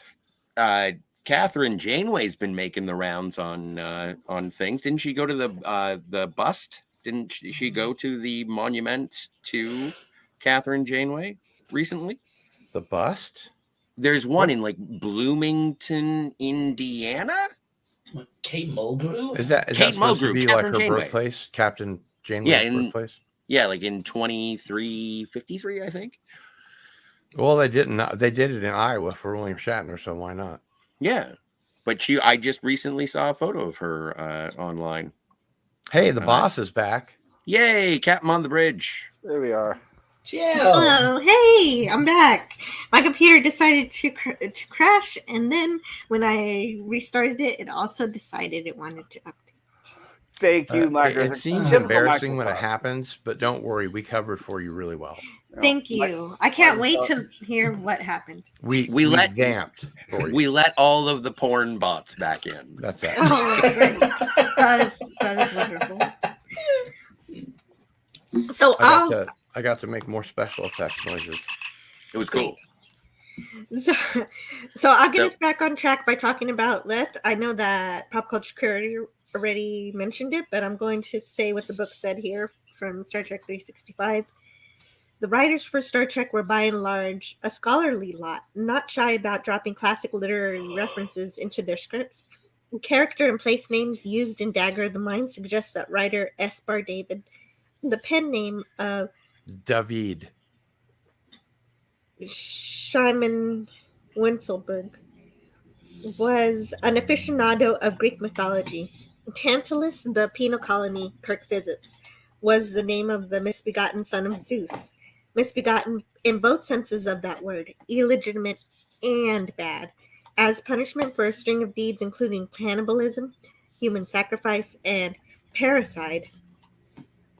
Parricide? What's that? That's when you kill your parents. Are you really? Yeah. Well, I've heard of fratricide and matricide, but Parricide. I've never heard of parricide. Okay. That's when you kill both of them. It's also a natural born killers. It's like what Molly, what's her name, did. Yes. Or the famous Menendez brothers case out of LA. Yes. Yeah. Tantalus Mystery serial killer theater. Tantalus was consigned to live in an eternal state of temptation without satisfaction. The word tantalize is derived from his name. Mm-hmm. Leth, an assistant at the Tantalus colony, is a former patient of Dr. Adams who opted to stay on after being cured. Her blank expression and eerily emotionless demeanor suggests that Adams has wiped out more than her criminal tendencies with his machine. Oh, yeah. I think that was obvious. I think this is the scene that makes Captain Kirk suspicious, the way she's acting. Oh, Agreed. yeah. Good point. In Greek mythology, Leth was a river in Hades. Anyone who drank from it experienced complete forgetfulness. The name is a source for the English word lethargy, meaning sluggish or indifferent, lest we forget. I didn't know that etymology was one of your pastimes or hobbies. It is, but I was just actually reading from the Star Trek 365, but I really do love the history of words. So that just happened to be a coincidence. It sounds like we have to ignite the midnight petroleum. Thank you, Commander Data. Don't say oil in front of Dalek. Oh, I just said it. I'm being corrected in the chat. Herc130 says patricide is killing the father only. So it would Correct. be patriarchal. And so No, I'm actually, mistaken. but the word I said was parasite, which I think you're right means killing of the parent. But let's I've never look it heard up. parasite Isn't before. killing the killing the mother matricide? Matricide. Yeah, so parasite is the killing of one's father, mother, or near relative. So maybe that means both. Oh, so it's an all-encompassing thing. Yeah, it's either or. It's a gender neutral. Right. Take your pick. Then it's very progressive. This is a woke episode. Okay, Well, according to supposedly- Wikipedia, parasite refers to the deliberate killing of one's own father and or mother. However, the term is sometimes used more generally to refer to the intentional, and I assume it goes on to talk about killing Murder. of family members. Yeah. All right. So we learned something again. Yeah. Because You know, the everyone knows Menendez that brothers, everything on the Menendez brothers, their alibi was that they went to go see the James Bond movie License to Kill. but it wasn't out yet. Either way, what a terrible alibi. You went. Yeah. Why didn't you kill these people? Because I was seeing a movie called License to Kill.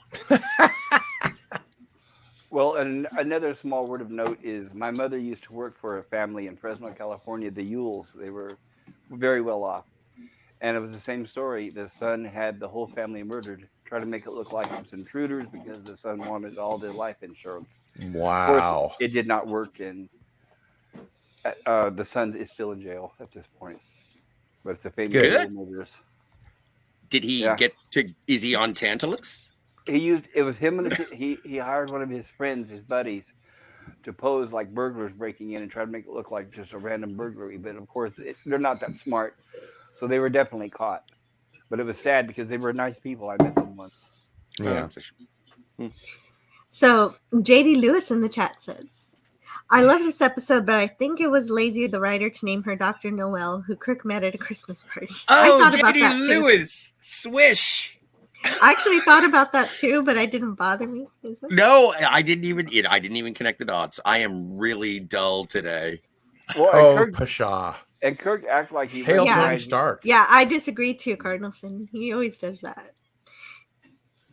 Oh, and hello, Tony Stark. I didn't see you. I was going through the chat here, seeing what everybody's up to while I was away. Ahoy, Iron Man. Tiger And Stripes. hail Tiger Stripes. Dagger. Tiger Stripes, great to see you.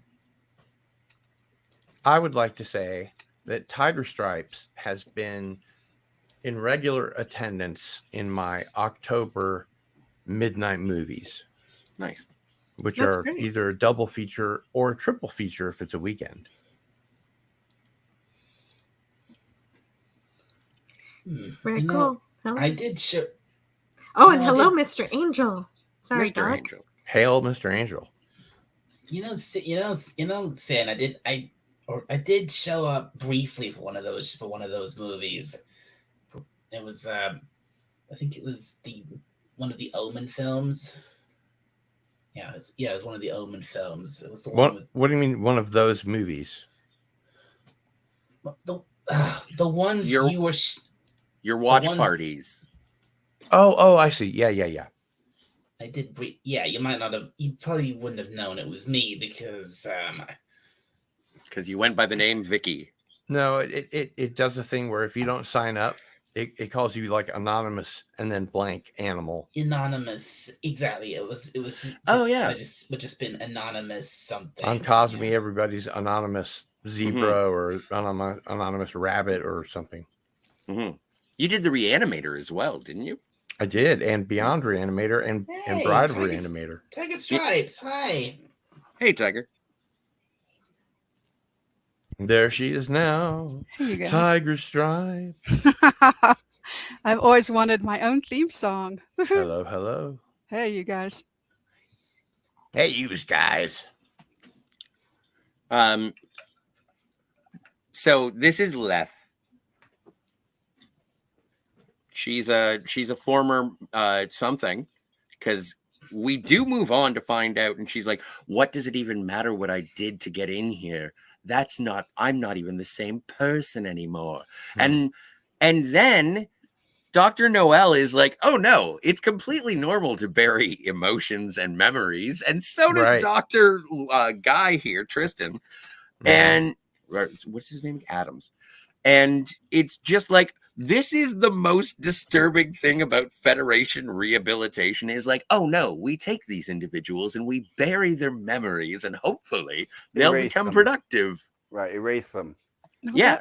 That's taken, I think, directly from The Demolished Man by Alfred Bester. Please enlighten.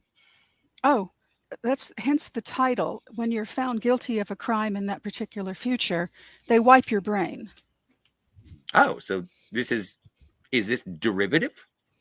Well, I think that a lot of things in Star Trek are derivative.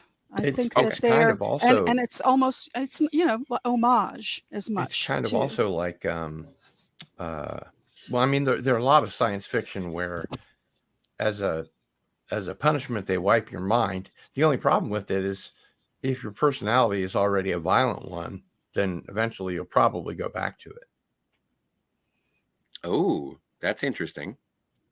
So if you have I've been muted this entire time. Yes, you have. I Hey, was curious Joe. where you went. Thank you for asking me in. Yes, welcome to the stream, Hey. Tiger Stripes. It's nice to be here. Happy Halloween. So Scotty said it perfectly, and Adams, what he says is, part of our cure, if you will, Captain, is to bury the past. Why should a person go on living with unbearable memories if there's no, if it's not necessary?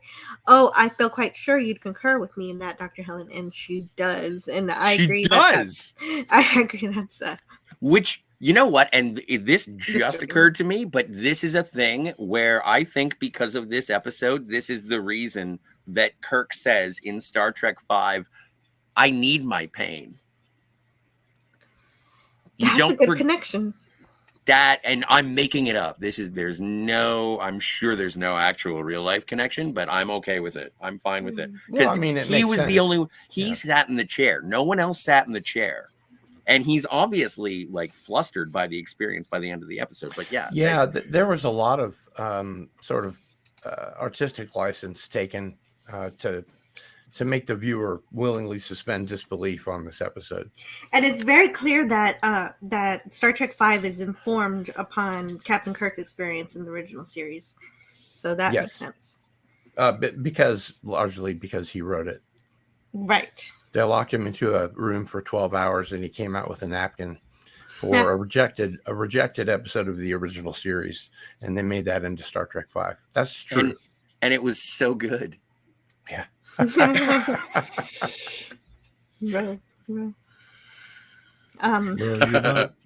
We've done this before. We can't do it again. I know. It's hard to resist. I know so it is. Kirk discovers the treatment room and wants to see what's going on here, even though Adams tries to dismiss it as a failed experiment. And it's interesting to see Helen, who disagrees with Captain Kirk, trying to express her professional opinion in favor of Adams. What they're doing. Mm-hmm. Yeah. Yeah, I thought that's why I was saying earlier that she seems to be a little over the top enamored, but I don't think they really wrote her character very well in this. She doesn't seem to be acting professionally within her capacity. I think I actually disagree and think she has the right intentions, even though she's completely wrong. Okay. Kirk's insistence to see this room plays right into the next scene. Means to an end, yeah. Gelder names it as the neural neutralizer. I think that she genuinely believes in what she is witnessing until she doesn't. No, I agree, but I know it's a woke term, but there's a lot of mansplaining in this episode towards and directed at her, which I thought was I'll agree with that. Mansplaining. It's not mansplaining. It's just making a lot of mistakes and making it look kind of expositional dialogue. There is no such bloody thing as mansplaining. I fucking hate that term. I feel very mansplained too right now. Well, what he means by that is that she's there to be wrong. She's there so that everything that she's saying, everything she's doing is not the right path. Okay, hang on a second. Hang on a second. Yes. let's not forget, like, as soon as Kirk okay, so this is an entire you guys are arguing about Dr. McCoy set up Captain Kirk to go down to a prison planet with one of the girls that he knows, because Kirk would have told McCoy that it was like, oh my God, you wouldn't believe the Christmas party, buddy. And so then he sends that doctor down with Kirk. She thinks it's some kind of setup. Like, the dynamic between Kirk and Noel it's obviously flirty from the beginning, and it makes sense that no, it's Yeoman not. Rand. I disagree. Kirk tries to maintain. He does, but she doesn't. Maybe it's what she's wearing. But so, but you know, in military, you can't. I know that was. I went too far. But no, what I'm saying is that she is being very forward. She says it right when they get beamed down to the planet, just before they get on the very fast elevator. And she's like, remember that time, the Christmas party, where we finally, you know, like, and they get into it. And there's which some is cute more exposition and dialogue, yeah. To create the characters and why we should care and why she eventually mind assaults her boss. And so, yeah, no, she's almost a Marla MacGyver's. Sorry about the lawnmower, if you can hear it. No, it's okay. I assume that's how you power your computer now. Yeah. Get those kids to work. Yeah.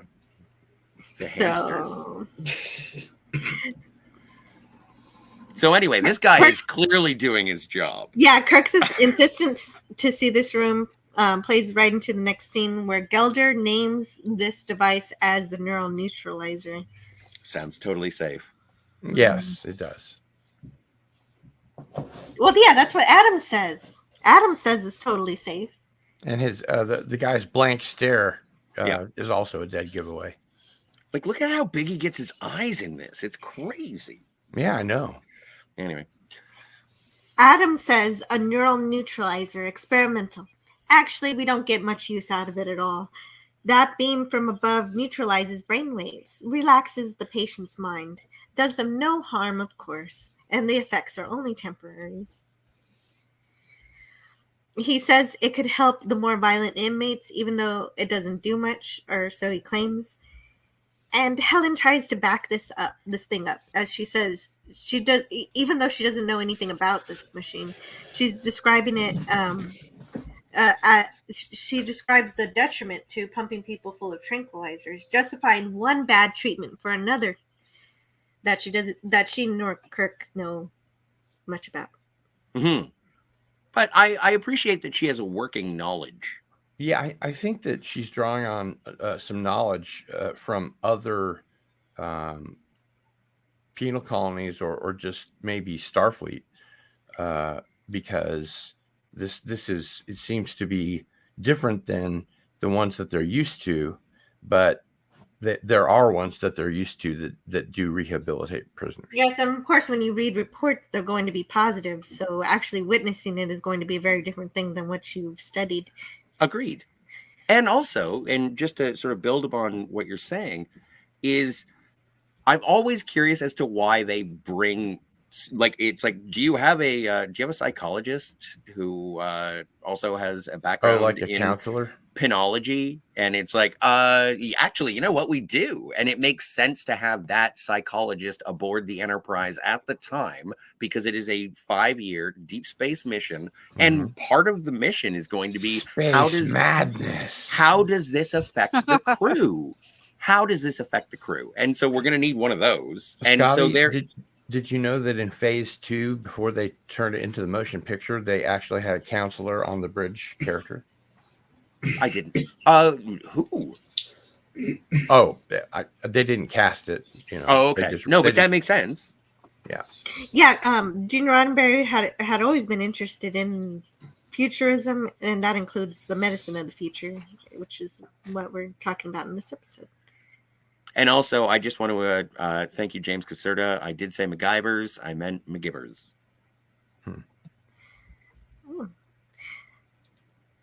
And this therapist here is explaining how the machine works when Kirk is interested in it.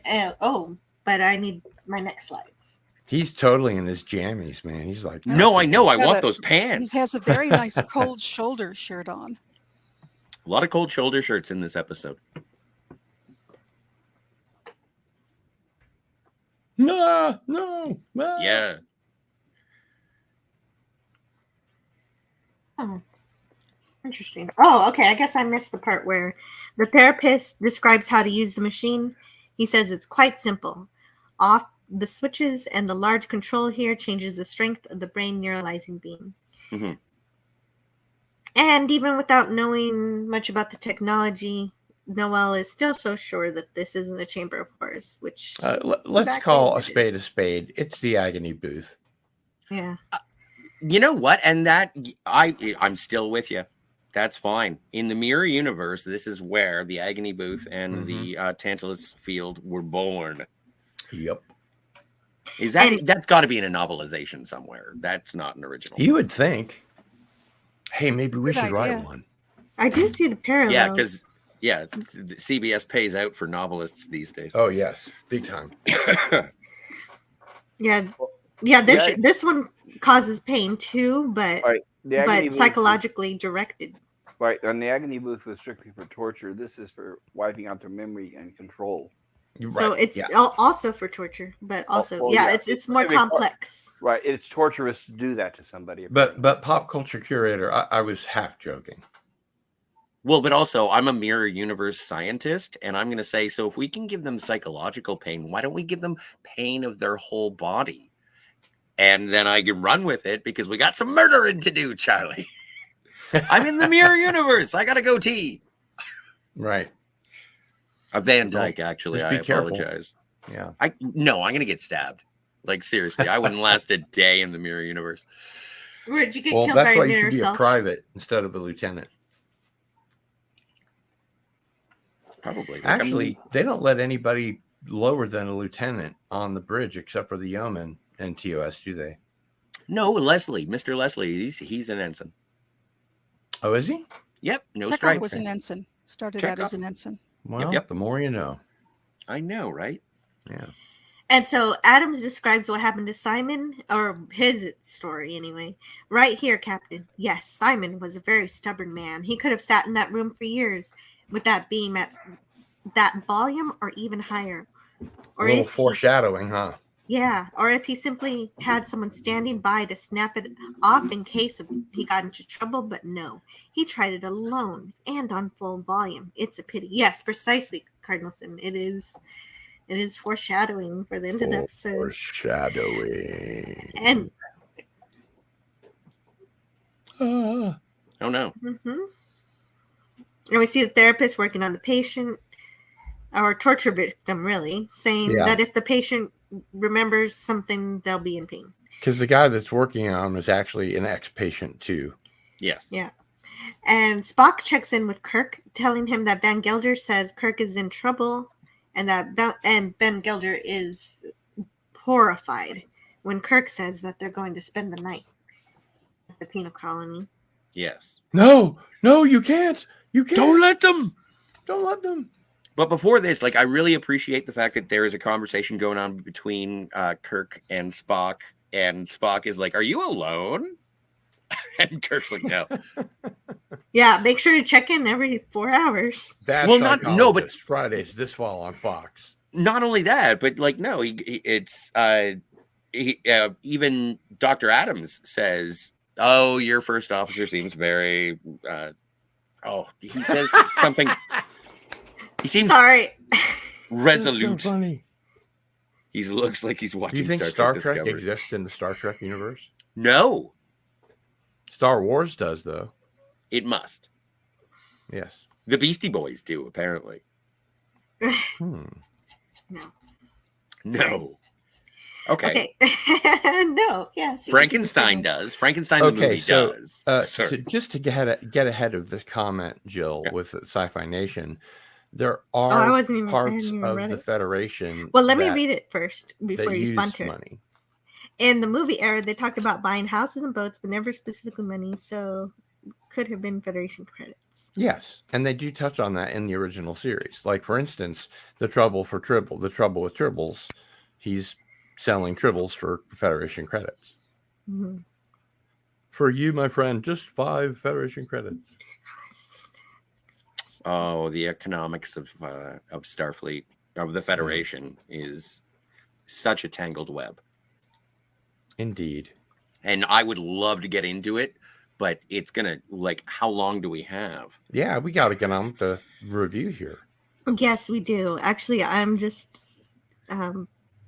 Making notes about Federation economics. yes. Okay, good, excellent. I'm glad you're on it. Oh, okay. So I'm trying to figure out where I was in the chat actually. So Oh, okay. But I really appreciate the interaction between Kirk and Spock over the communicator, and sort of, again, lulling us into a false sense of security when it comes to Adams, even though we know he's a bad guy. And you can understand how Kirk is still being somewhat, relaxed, like he's been taken at ease. Mm-hmm. And so it's believable with Kirk and Noel. It's I like the interaction between Spock and McCoy trying to figure this out, because they're both sort of like, Kirk is being dumb right now, and they're trying to save him, but he's the captain, so they can't, because it's up to him, really. And I don't know if this is mentioned anywhere in this episode or any other episode, but I get the impression, or I did when I was a kid anyway, when I first watched these, that Kirk's mind is somehow stronger than the average bear's, Mm-hmm. That's one of the reasons that makes him a good captain. He's not easily, hypnotized or overcome. Right. Except for all the times that he was. Right. When it was convenient to the plot. Well, I am Kirok. Right. Well, that's different. He forgot. Yeah. Okay. Well, then, Kirok. Mental resolution. Yeah. And so as we continue the episode, Van Gelder continues to protest to the idea of them staying over, saying that Dr. Adams will destroy. So now Spock has to know really what Van Gelder's talking about. And so he decides that he needs to perform a mind meld. And thank you so much for being here, Tiger Stripes. I don't know if you experienced a technical difficulty or had to leave. Oh, here you go. There you are. Welcome back. Welcome back, Tiger. Thanks, Stripes. Tiger. Oh, you said be right back. I get it now. Perhaps she's in the bathroom. So Spock decides to perform a mind meld for the first time on a human. And also that's interesting that you have the hypo thing as well, because like Dr. Van Gelder is just like, no, don't hypo me again. I swear I'll be good. Please just don't pump me full of drugs. Stop it. Exactly. And that's how he gets it. He gets that information through to Spock, that Spock needs to communicate with him a little more directly with his mind meld. Right. That's exactly what they used to do in those hospitals. They would drug people so they couldn't talk or remember, especially when they're going up in front of a review board. And so by not pumping him full of drugs, he's going to be able to mind meld with him. And Spock describes the mind meld as a very hidden, personal thing to Vulcans, as many things from Vulcan culture turns out to be. Hey, Jill, just a request from the private chat. Is it okay if you take down the chat by Melvin Deeply, who said, do you think Dr. Noel may have inspired Dr. Christmas Jones from the Bond movie? ? Yes. Okay. Thank you. Thank you. He looks like he's watching Star Trek Discovery. I've heard of it. Yeah. Claude, hey, welcome, Claude. He says, right out of high school, I worked at a mental institution. Most of the patients roamed the grounds freely. Nobody ever saw the hardcore ones. It was hard to tell one side from the other at times. That brings me back to One Flew Over the Cuckoo's Nest. Can't a guy just watch the goddamn World Series? So yeah, I that is a good parallel. I think that Jack Nicholson and Woodward did a great job of being crazy. Well, but Jack Nicholson wasn't crazy. Yeah, that was the whole point. Jack Exactly. Nicholson That's was the whole point here too. He's Yeah. this guy is also not crazy. right. Well, he is. They scrambled his brains, but He's not crazy. But at the end of the episode, it seems like he's recovered. Even though We'll get there when we get there. I have But things anyway, to I'm say. sorry. Anyway, in order to yeah, right. I have things to say too. We better say them. In order to share those thoughts, Spock says the mind meld requires that he make pressure changes in Van Gelder's nerves, his blood vessels, which explains why the connection is tactile. And Kirk is disturbed by the inmates after this mind meld here. But anyway, and with the mind meld again, first instance of the Vulcan mind meld, and also they do such a good job at making Spock slightly green, like in terms of the makeup that they had, famously, as Pop Culture Curator has said, and many people know. Like they initially were going to paint him red, and they just gave him a tinge of green. Oh. But in this, like, it is so obvious that they did a makeup job on his hands to indicate that difference of alienation, and obviously with the input that Spock would have, or not Spock. He's not Spock. The first book said so. Leonard Nimoy wanted to do this instead of a hypnosis scene and thought it would be more fitting and good creative decision because it introduced like one of the staples of Star Trek. So like I just appreciate everything about the creation of this scene and the introduction of the mythology of the Vulcan mind meld. Like, this is great. I agree completely. I'm so glad that Leonard Nimoy had such a big hand in creating the Vulcans. He does have big hands. If you that too, and Big, beautiful hands. And James Caserta says he's not crazy. You're right. I shouldn't have phrased it that way. I meant he behaved as though he were, but of course he's not. He's Agreed. just mentally tortured. By that, what's it called? The neural neutralizer. Yeah, no, it's unsafe. Anyway, back at the, club prison. Kirk is disturbed by the inmates who he sees as blank. He sees them as blank, but Noel sees them as happy and adjusted. And Kirk wants to examine the treatment room himself. Meanwhile, Spock continues the mind meld with Van Gelder and can finally understand the truth. And you guys are missing. There you are. And one interesting thing I think about this mind meld, apart from the first one that we see, is that they're both calm instead of Spock sort of taking on some of his panic and confusion. He basically just levels them both out. Yeah. That's a good point. I like that. Well, and also you do in the performance, because we've had such a bombastic, disturbed Van Gelder, seeing Spock, like we sort of flash about Spock making emotional gestures, but when he's doing a mind meld, the empathy that Leonard Nimoy as a performer does, like, I think that it's okay. Yeah, no, they're leveling each other out, but also you can see the emotion. Like, we're not talking Patrick Stewart and Sarek, but we are talking, okay, no, I see what you're thinking, and the empathy is, the performance is great. And Gelder says, as a result of the mind meld, he can reshape any mind he chooses. He uses it to erase our memories, put his own thoughts there. He was surprised it took so much power. We fought him, remember? But we grew so tired, our minds so blank, so open, that any thought he placed there became our thoughts. Our minds so empty, like a sponge needing thoughts, begging, empty, loneliness, so lonely to be sitting there empty, waiting any word from him, wanting any word from him. I wish that there was, and I know I keep saying that this is a ripoff of What Are Little Girls Made Of, but I wish that there was a Dr. Adams speech saying, what if I can just tell them how to be good? Mm-hmm. Yeah. Except, of course, it's I wish it were subjunctive mood. My mistake. Oh, okay. And also, in the Star Trek 365, it talks about the mind meld. It says, Dagger of the Mind is notable for introducing the Vulcan mind meld. Spock describes it as an ancient Vulcan technique, one that has not previously been used on a human. The mind meld, he explains, is a highly personal thing to the Vulcan people, Archer. to our private Archer. lives.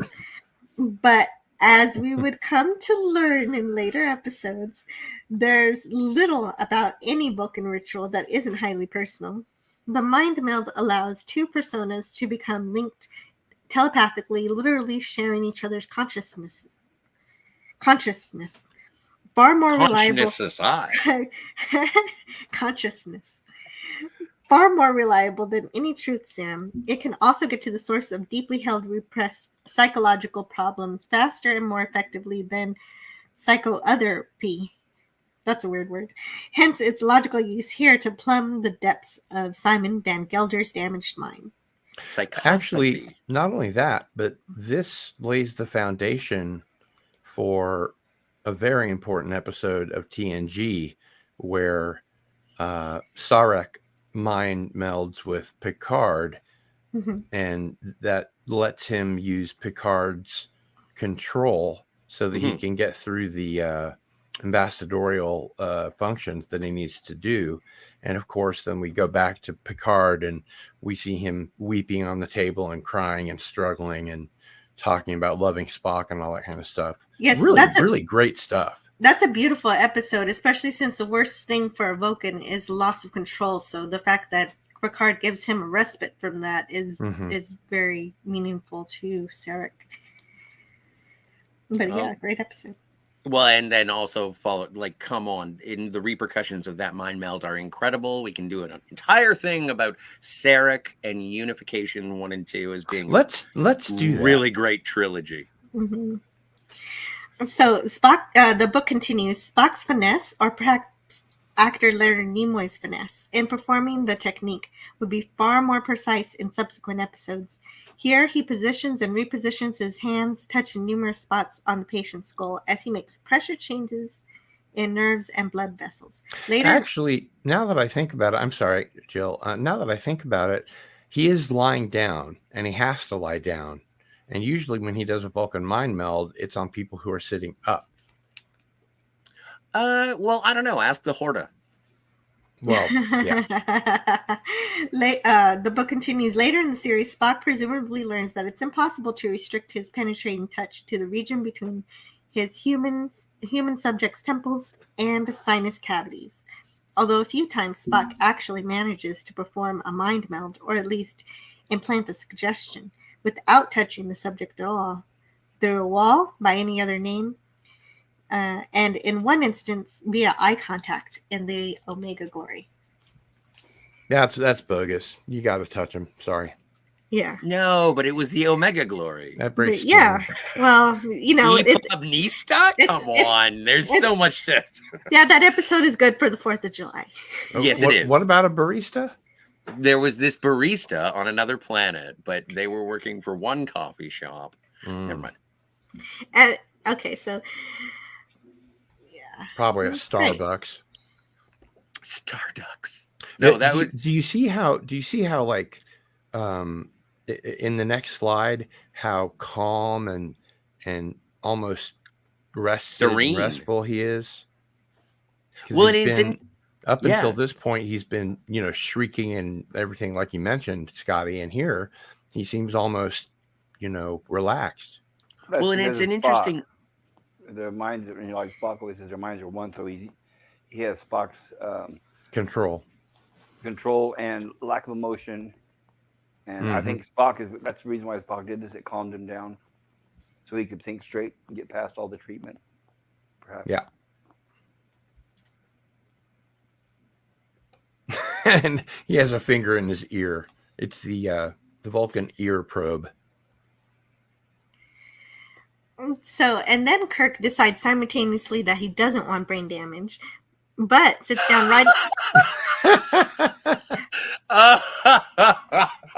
Okay. But then sits down right in front of the brain damage machine. Enterprise, so this is Kirk. I've decided against the brain damage. I'm going to sit in the brain damage machine. Yeah, and that would never actually happen, but because the story Well, has to go forward. Let's then, give it a whirl. well, yeah, why not? Let's spin. Let's go. He doesn't think there's any other way at all to expose the true nature of what's going on. Open So the he- pod bay doors, Hal. So he has Dr. Noel I'm at the afraid I controls. can't do that, Dave. Is that Dr. Noel saying that? At first, she runs it for just a second. Nothing happens except that Kirk doesn't register the passage of that second. Wouldn't it be nice? Nothing happens. Okay, so except Kirk doesn't register that passage of that second. Speaking of which, you can see the soft focus lens that they're using on her. But Yes. they usually use regular lenses on men. Yes, I do notice that. I always found that super weird when I first watched Star Trek. Like, we see just normal. Everybody has normal lighting, and then it's annoying a woman. AF, as the saying goes. It's like, no, you can't be lovely and pretty enough on your own. We've got to filter you. There can't be a we can't look single at your line sharp on your features. face. God forbid It's we the should high see the blemishes. slightest hint of age on a Right, woman. It's Is that why they did that? oh Yes, yes, it's the high yes. blemishes. Lucille Ball was famous for it. I thought Oh, it was hide- no, commonly it's not done the in the hide blemishes, 60s it's and part of the 70s. storytelling You process. still see it done now and then. It's pretty Right, yeah. hilarious. Lucille It Ball is. Lucille Sorry. Ball was in a movie called Mame, and when she played the character Mame, she was much older than the character. So all the critics lambasted her because every scene when it cut to her, it was soft focus, out of focus, completely blurry, and then when it showed everybody else, it was sharp. So it was kind of the contrast was so high, it was a joke, and she was not happy with the results. I'll put it that way. She was very embarrassed. But I'm not sure that Terrible applies movie. to Star Trek. No, but I'm saying that's the reason why they have the soft focus is to hide the blemishes or age, wrinkles, and anything like that. And I think that the reason that they did it is because it makes the women look softer and prettier, and when you go back to the men, then they're more stark and Sharp. Yeah. Like, and I can understand why they did it at the time and how it could be perceived as being discriminatory, but part of the reason why I started talking, like as soon as I saw Helen, oh Helen, sweet, dear Helen. Why do you Because do I these always things, bring Helen? different lighting with me everywhere so that I look different. Well, Yeah. there you go. And No, Claude, but like speaking of lighting, Claude Parrish says, is she using a desk lamp there? And I had She exactly is. the same thought. But it's interesting because even though it's clearly some sort of small lamp being used as a microphone, it does kind of look like a modern day microphone. So that's pretty good design. Yeah, that happens a lot on Star Trek, doesn't it? Yes, it does.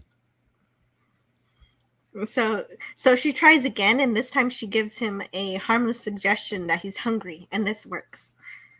And now Kirk is suspicious because the device works well for some experiment that Dr. Adams says he was trying to quit using.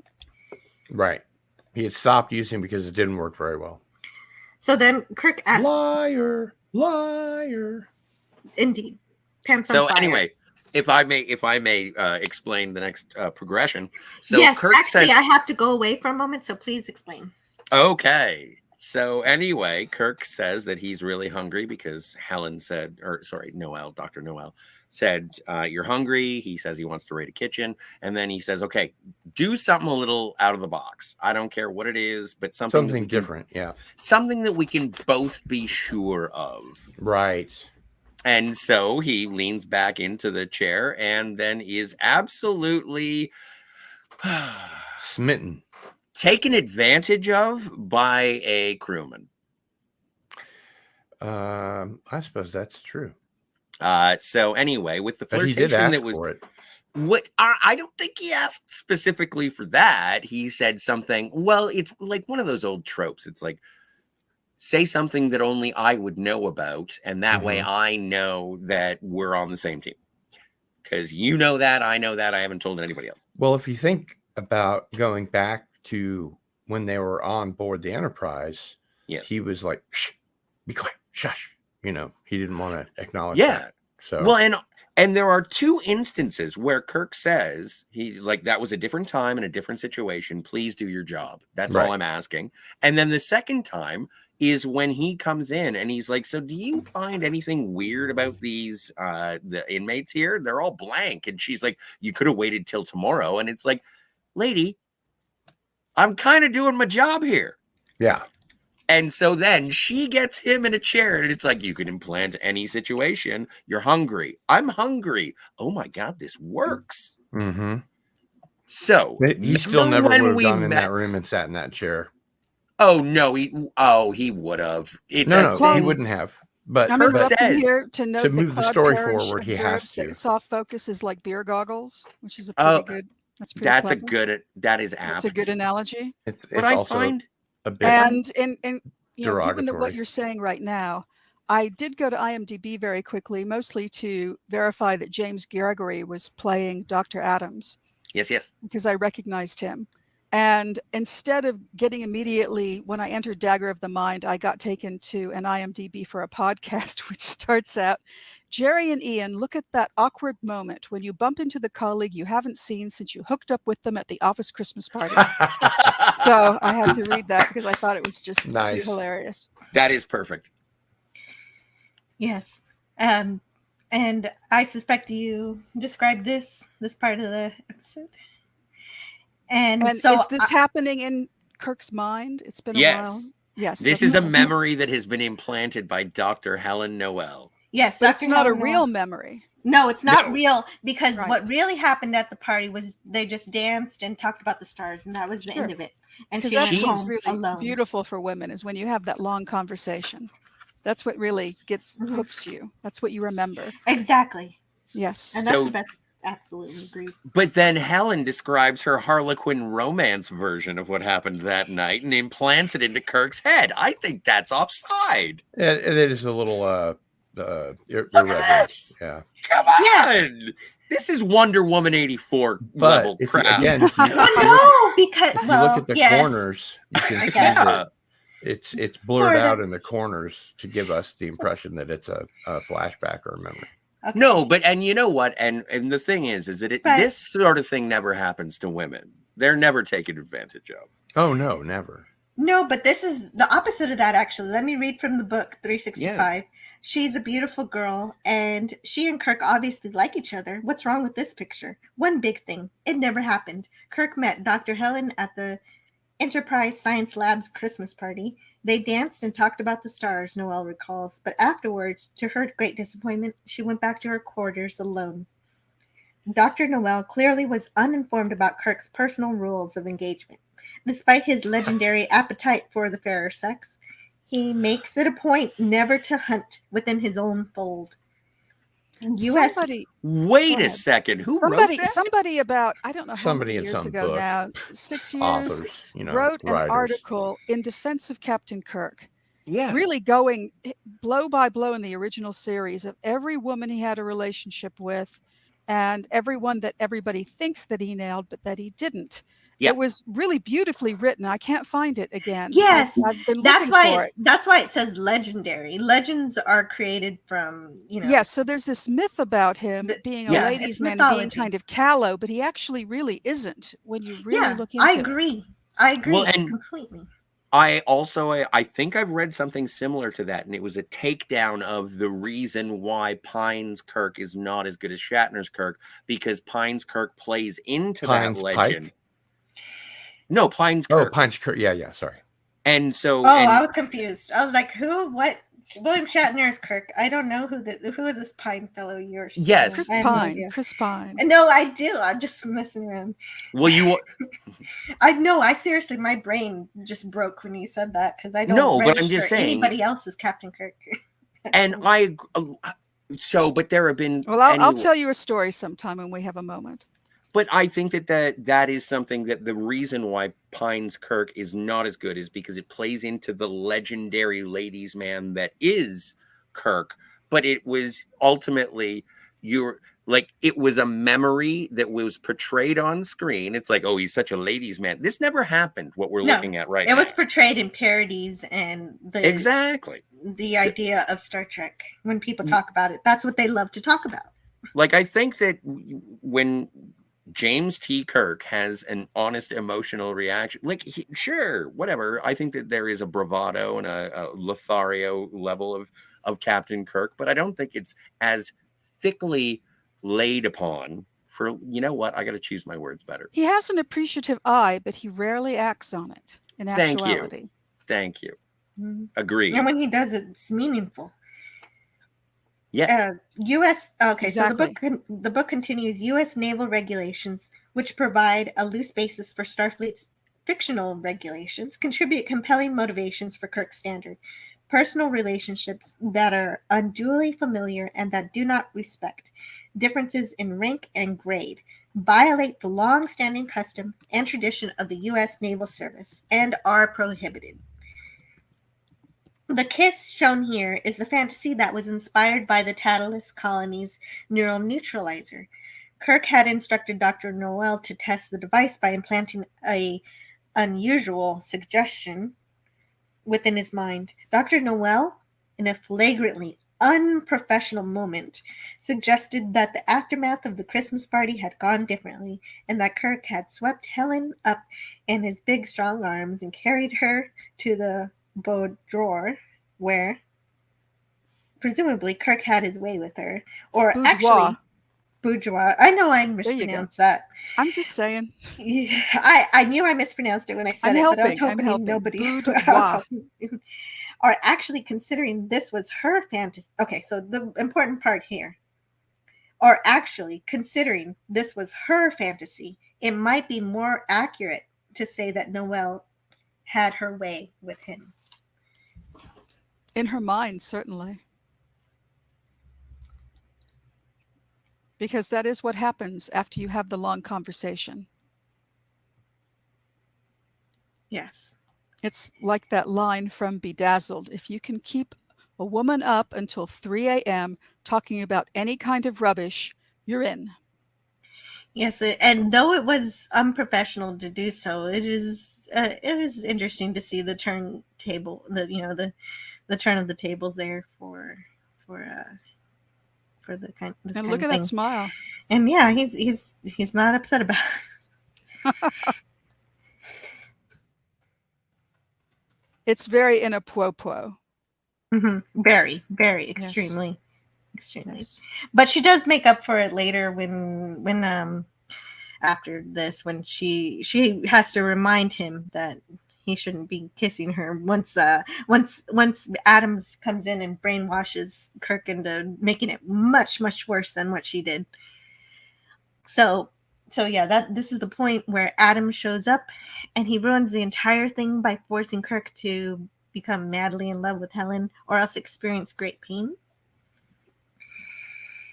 So then he makes Kirk drop his phaser, his communicator. I always thought that was a little clunky because it's like, why would you? I guess it's one of those things that's hidden in plain sight. And so if Kirk hadn't have been so insistent about getting into the, chair, then everything would have been fine. Mm-hmm. But he Yes. wanted to get in there. And It's pretty obvious this doctor is a sadist. yes, I suppose you're absolutely correct. He's not a nice man. No. But also, one of the things that I know that Pop Culture Curator likes, the behind where Dr. Noel and Lurch are, that's a door. That's a door that opens regularly. It's not a sliding door. It's a regular opening and closed door. And don't call that man Lurch. Don't I besmirch won't. Lurch. I won't be. You rang. Thank you. Thank you, Lurch. Discount Peter Lorre back there. I am not the That'll discount Peter Lorre. I am a real Peter Lorre. I am Peter Lorre. Space madness. You despise me, don't you? If I thought that much about you, I might. I don't know. Okay. So I'm going to tell this story real quick. Sure. So I was at a Comic-Con. It was John Cristofalusi panel. At some point when they started taking questions, I got up and I said, I realize that you have to do this all the time. Would you please do Ren for us? And he stood up and clenched his fist and dropped his pants.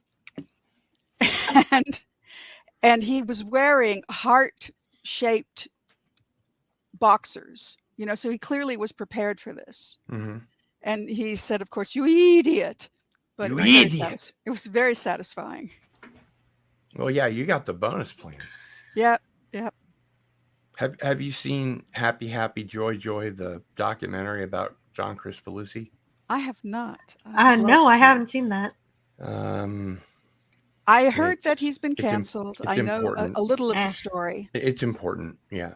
It's a good documentary. I enjoyed it, but I learned a lot that I didn't know. Anyway, back to Star Trek. Yeah, Yes. back to Star Trek. So Noel tries to reason with Kirk, who is acting out of turn because of the mind torture he'd just gone through. So when Instigated by Dr. Noel, yes. Well, originally, If she hadn't this is like one of those things where it's like if Marty had never bought the almanac, then Biff never would have gone and made the past happen. This is a thing where it's like if she hadn't have been going off about how much she liked Kirk, then Dr. Adams isn't going to come in and be like, "All right, I know what to do. This is easy." Yeah, exactly. Well, that's true. It's the same she didn't thing intend for it to go Kirk this far. would never sit in the chair. It has to move the story forward. True, fair enough. And I do appreciate that suspension of disbelief. So anyway, Captain Kirk is in love with Helen. I'm sorry. Claude Parrish said, "At this age, I clench my pants and drop my fist." And I'm sorry, that's too good. It is good. Too good. All right, I'm stopping now.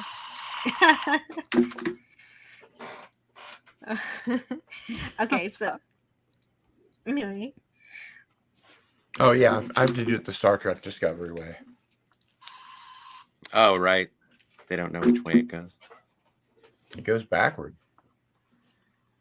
Backwards, you say?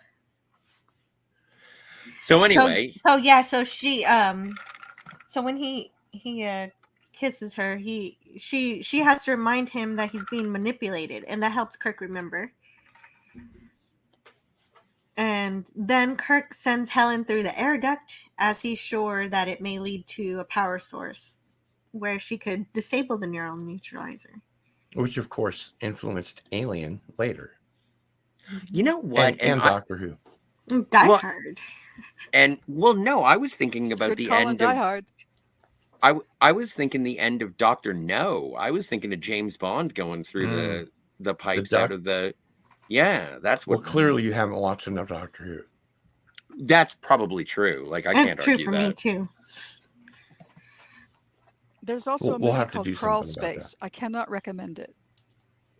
Actually, I remember when I watched the episode a couple of days ago that the ventilator shaft seemed quite large for her.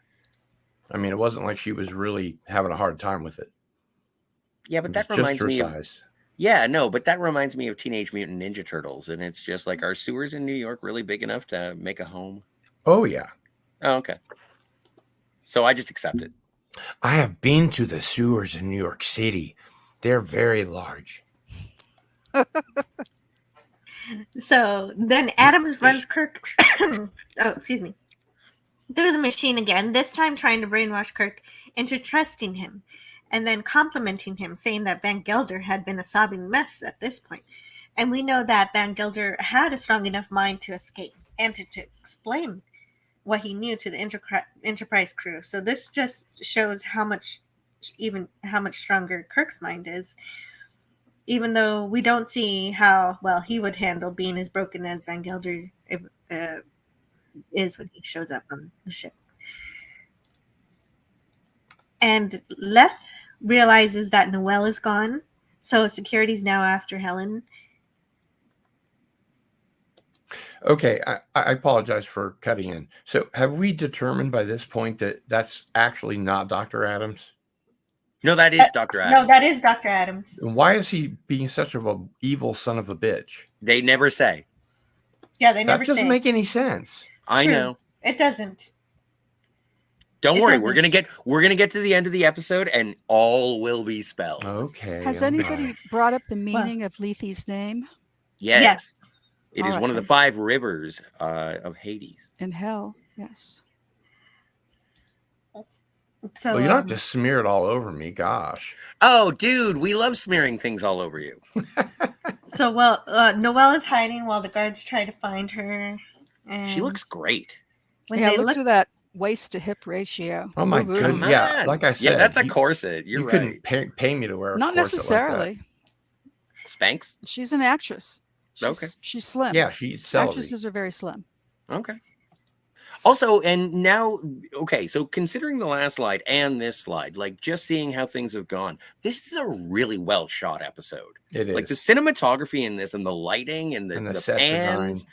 like all of this is so good. It is something that is lost later on in the run of the series, but I really appreciate these early episodes so much. Just they look great. Yeah. Parrish keeps making me laugh. yeah, Everything Claude. looks like the engineering section. So, yeah. There's Maybe a they lot of redressed bolts and levers in this. Yeah.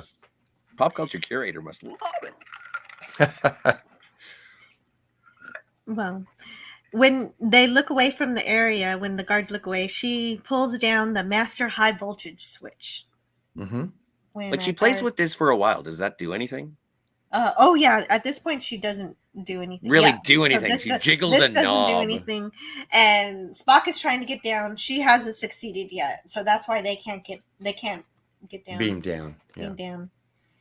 And that's where she hides, and this is where she pulls down the high voltage. Right. Yes. But it takes like her whole body, and she can't do it. And then this guy. Well, no, shows she up. can. She does Yeah, it. she does. She You're right. does it. She does it. She But couldn't then do she it. gets attacked. Yes, she gets attacked. That he grabs her. But that's long enough for the beam down, right? Yes. And so with the machine disabled, Kirk is able to break from the psychological grip Adams has on him, and he knocks out Adams and the attendant. And the guard turn. With a classic Kirk judo chop. Oh yeah, yeah. And a shoulder Judo roll chop. afterward. Yeah. Oh no, he takes care of discount Peter Lorre as well. Like it's an okay. It's a brief but okay fight scene. No stunt doubles. It's awesome. But it's the only impersonation I know. You despise me, don't you? Hey, if I thought about you. The guard turns the power for the machines back on, but when he goes to deal with Noelle, she is very clearly pretending to be in distress or disabled, so that when he gets Sorry. close enough, They Hiya! do not make bras like that anymore. No. Oh no, I You've got- know. You've got to buy a vintage one if you really want Those that. missile. effect. Yeah. You just Okay, check. I'm sorry. No, don't apologize. If you check out can you go back one slide? No, don't. Tell me Star Trek didn't have Let's amazing have to special reinterrupt effects for the Jill. time. Nice. Let Jill read. no, I'm that's sorry. okay. That's okay. Tiger Stripes. Scotty made a actually part similar of the comment. corset. Scotty made a similar comment at the beginning of the episode, just how Like the Count tricorder hung Floyd? on her bra. And the House of 3D Stewardesses. Oh It's my like a, it's stars. like a super wonder bra with a corset. Hiya! Yeah, so she But gets- yeah, no, she does. Yeah. Like Helen takes care of business, kicks the guy who assaulted her into the high force field, and it's established by Kirk earlier. It's like you touched the wrong wire and you're fried. Well, there he is. You fried. touched the Um, wrong wire and you're fried. And so then she grabs the phaser because she is trained in Starfleet operations and knows what to do in a situation like this. And Spock says, I'm going to go down there and send some cops. Send more cops. Yeah, there she is grabbing Sorry, the wrong phaser. movie. I love this phaser. It's great. And Hey, Spock has one too. It's like they give them out to everyone. I know everybody gets one. Everybody gets a phaser. Well, You I guys noticed will Uhura notice- didn't have one on the bridge. Well, you don't And need one guys on will the notice bridge. that Well, he is, after all, he is transporting into a dangerous situation. Yes. And it's a pistol phaser. Hold on. Yeah, okay, so he pushes a bunch of buttons and he's able to go back to Tantalus where he turns the power back on. So the machine Oh, is on you now. know what? I forgot And to mention. I will remind everyone that flip phones are in again. I wanted to Yeah, mention Scotty has Jill. one. Yes. The sound that this neural neutralizer makes reminds me a lot of the same sound that a phaser makes when it's on overload. Oh, that's Oh, anyone that's a good anyone else one. notice that? I was trying to remember what I recognized it from, but yeah, that's absolutely correct. That's a good point. I didn't even notice that. And so whenever you want to use the phaser as a grenade, you set it to overload. Mm-hmm. That's not a thing you can do with your phaser, is it? No, mine only goes. Actually, Yeah, it, you could it just does set it have to a stun or sound. kill. You does have have a- two sounds. Yeah, you got stun and kill. It's got a different sound, but I can't figure out how to make it. Oh no, it's at the base of the. Okay, so on the not the hilt, but on the full form of it, when Mhm. the Type 1 is in the Type 2 phaser, at the base of that there is a knob that goes back and forth, and it will change your setting from stun to kill. The knob is there, but it doesn't do anything. Oh well, what's it like to be Oh. armored? Hey, there it It is. does. Hey, Oh and you my have god! All right, wait. we Pretty learned cool. things. It's very important to know the secret spot on your phaser. Well, thank you, Nice. Scotty. Cheers, That's bud. I had no idea. awesome. Now You can can I- actually see can I it in put this back? slide. You What we're guys have talking the about coolest toys. I want Like- one. in Me this too. slide, you can see.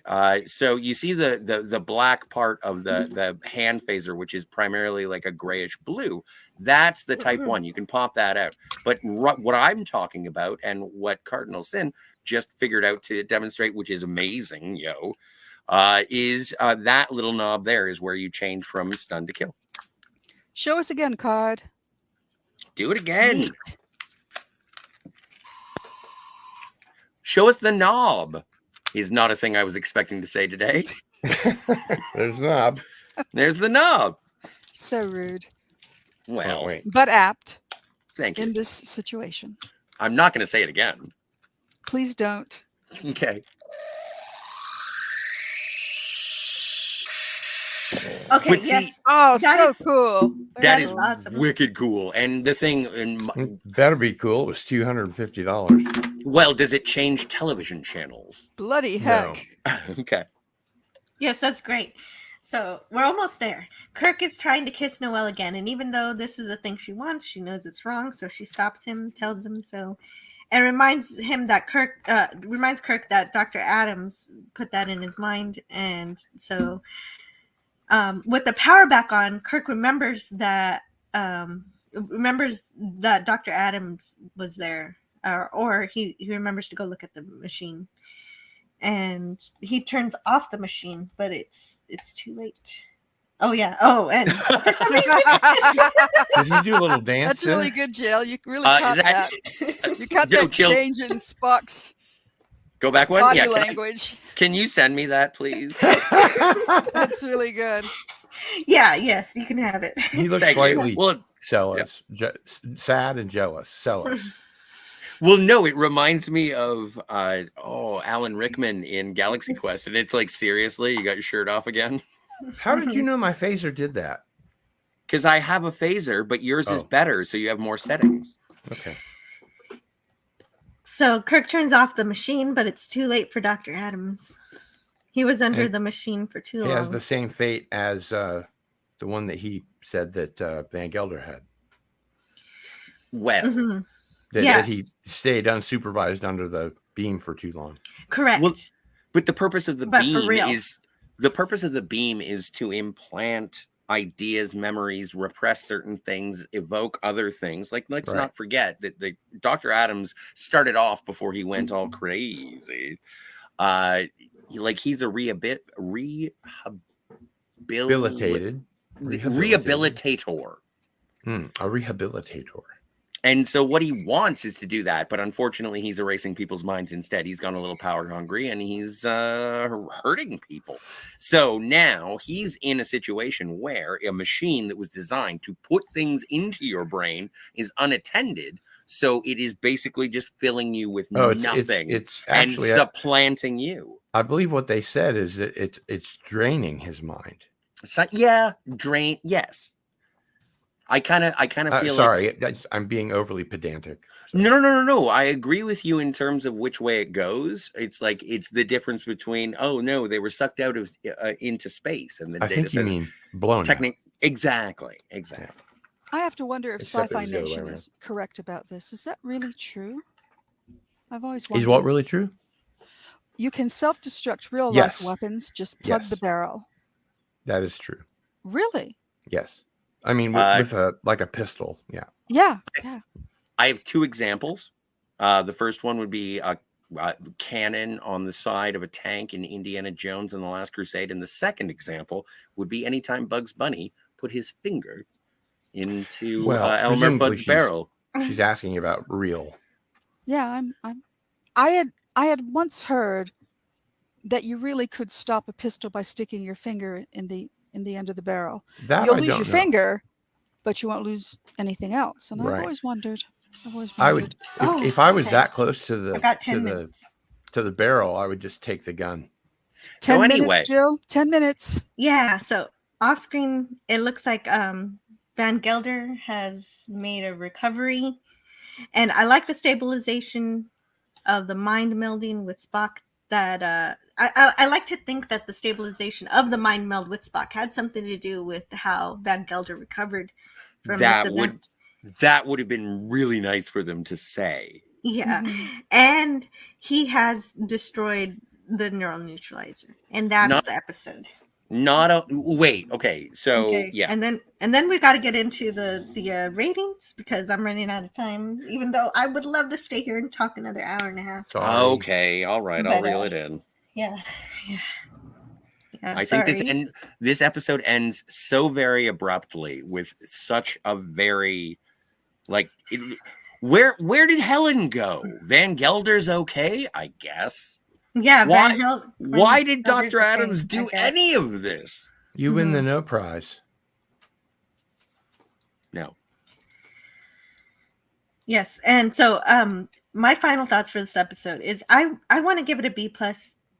Again, this is our first time seeing the futurism of crime and punishment in the Star Trek universe. And we see how even in the future, as we try to modernize rehabilitation, that we might still make some very dire mistakes. In the wrong hands, yeah.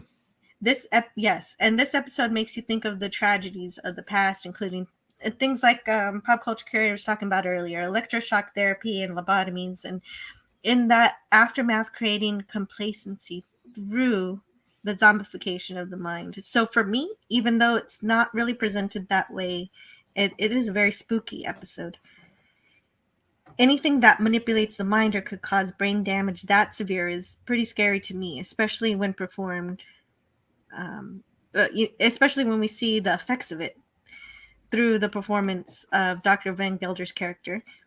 You think he's when you first see him, he seems like a deranged criminal maniac until you realize that he was a partner to the facility. And he probably just didn't like this method of psychological control and was just corrected for the benefit of Dr. Adams alone. So these ideas are a fascinating concept to me.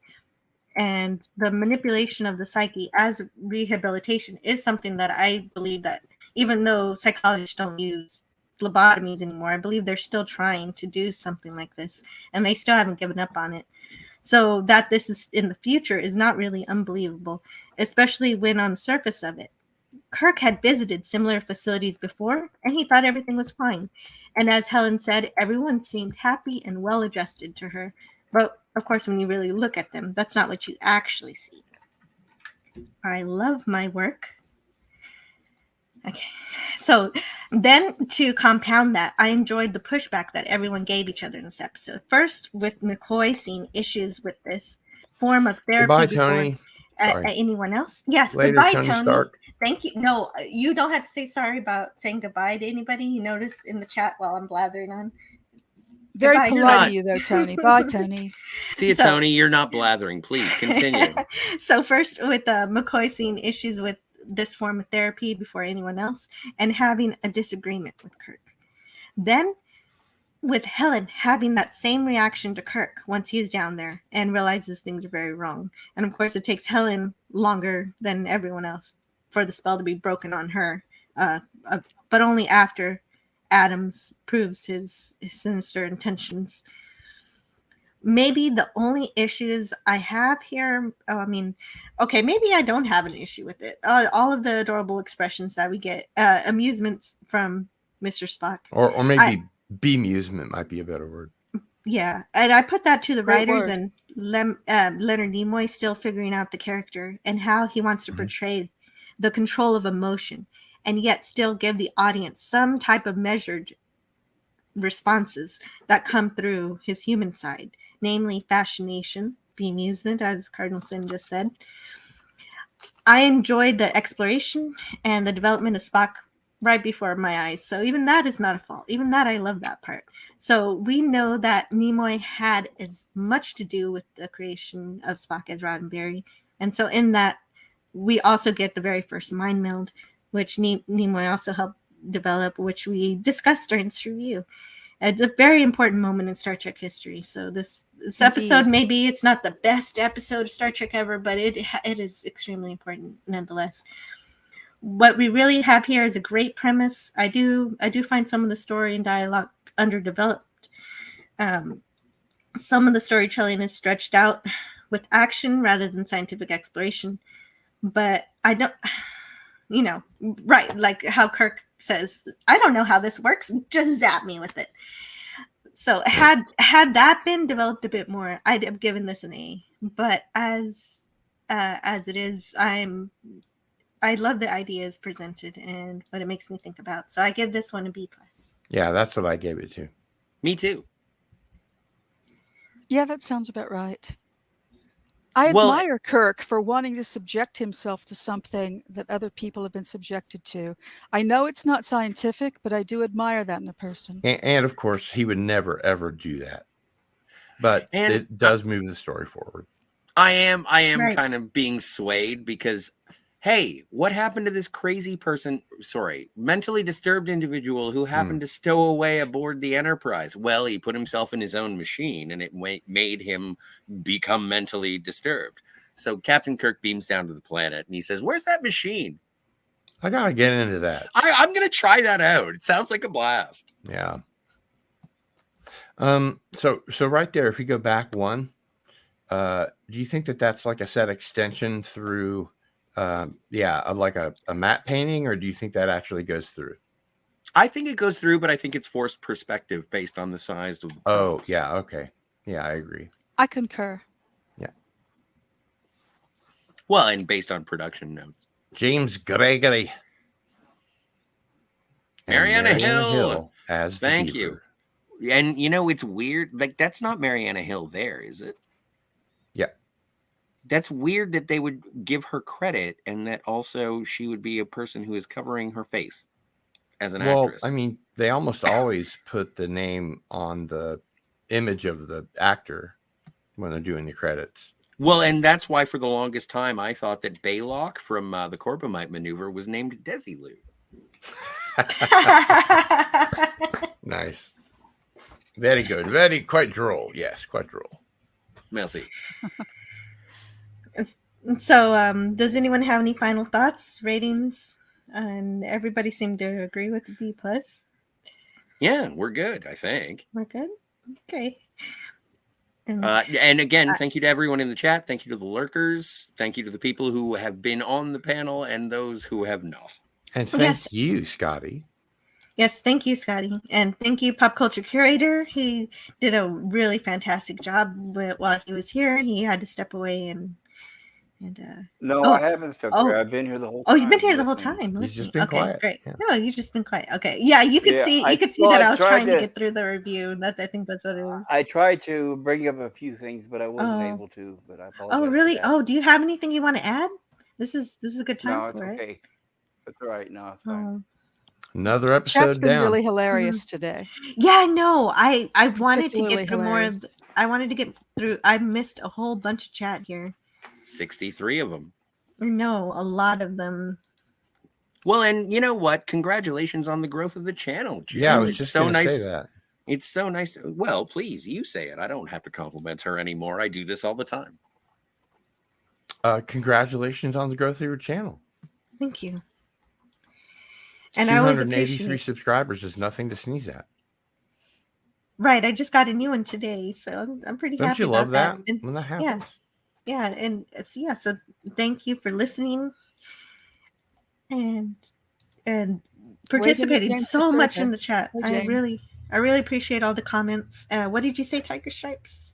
Waving at James Caserta, who had a lot of clever things to say today, Oh, too. he did. He a lot did. of great observations. And also thanks for being here, Herc 130, Mr. Angel. And he likes the stylings in this episode. That is a good point. The style. I think James Caserta was pretty horny in the chat. Yes. Yeah, but it was totally on par with my horniness. Yeah, for Scotty Noelle. started it. I going did. on about Helen Noel. I love Helen. Greg mentions I like the and your friendly hand logo on the libidos. jumpsuits, and yeah, that's a very good logo for that neuralizer. Is that the word? No, for the Tantalus colony. It's the hand with the dove. A Yeah, white with a glove little with a dove in dove it. and a Yes. sun, like a sunrise coming off of the Oh back no, of it. no, I got the feeling that the sunrise represented the neuralizer itself. Ooh, that's my guess. ominous. I'm just saying. I think you're projecting, but Oh, okay, maybe. I don't know. It could be some kind of symbolism. Why not? JD Lewis says Bad Psychologist Friday this fall on Fox. Bad Psychologist this Really Friday good. on Fox. And thank you for being here, JD Lewis. Also, Euler Greg. I loved that comment. I should And I audition remember that for one. Bad Psychologist. I'll write it if you'll act it. And also, No. thank you for hanging out, Sci-Fi Nation. Sci-fi. And Games. yes, great. And also Dave G Sound. And Thank you, Dave G. I didn't write down everybody like I did last time, which made things much easier. But thank you also, Matt G. Did you see the new 14th Doctor? He says his name is David Tennis. Even I know what that means.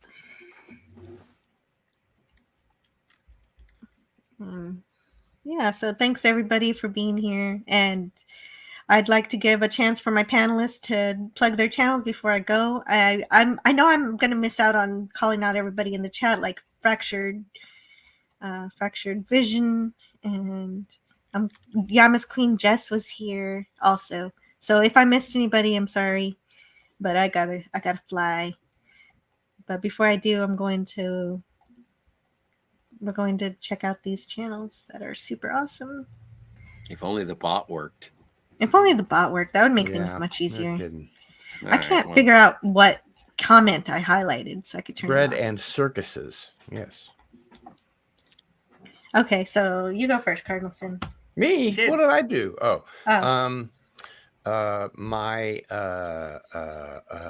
channel? channel is in the chat. It's youtube.com/Cardinalson. Don't forget to grab all of your Cardinalson merch at gillstore.com. And soon a website will be up. Ooh. That's all. Super Fabu. Yes, Nice. there's some design elements that we need. Yes. I dropped the ball. That's my fault. But No, mine too. Okay, so we'll work on it later. oh wait. I'm gonna show you one other thing. The most important character of all. Tuvix?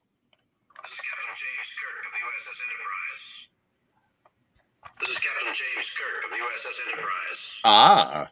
They Beautiful. blow up the Enterprise so often they don't realize what the importance is to the fans. Yes.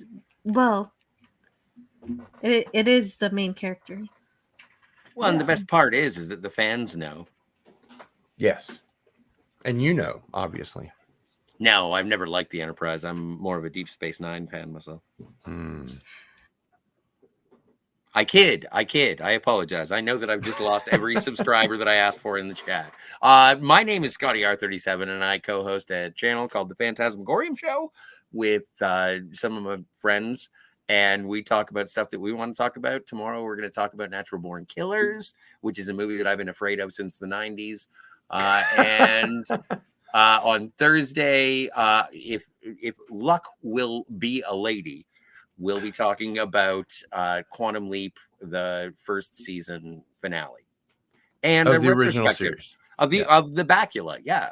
Yeah. Yes. Of the real one. The Yes. real one. Correct. With the real So- Ziggy and Sam and Al. Exactly. And so that's how I misanthrope around the internet. Well, I have to say, Scotty, it has been absolutely fantastic being on a panel with you. Thank you, Higgins. Yeah, you're quite welcome. Yes.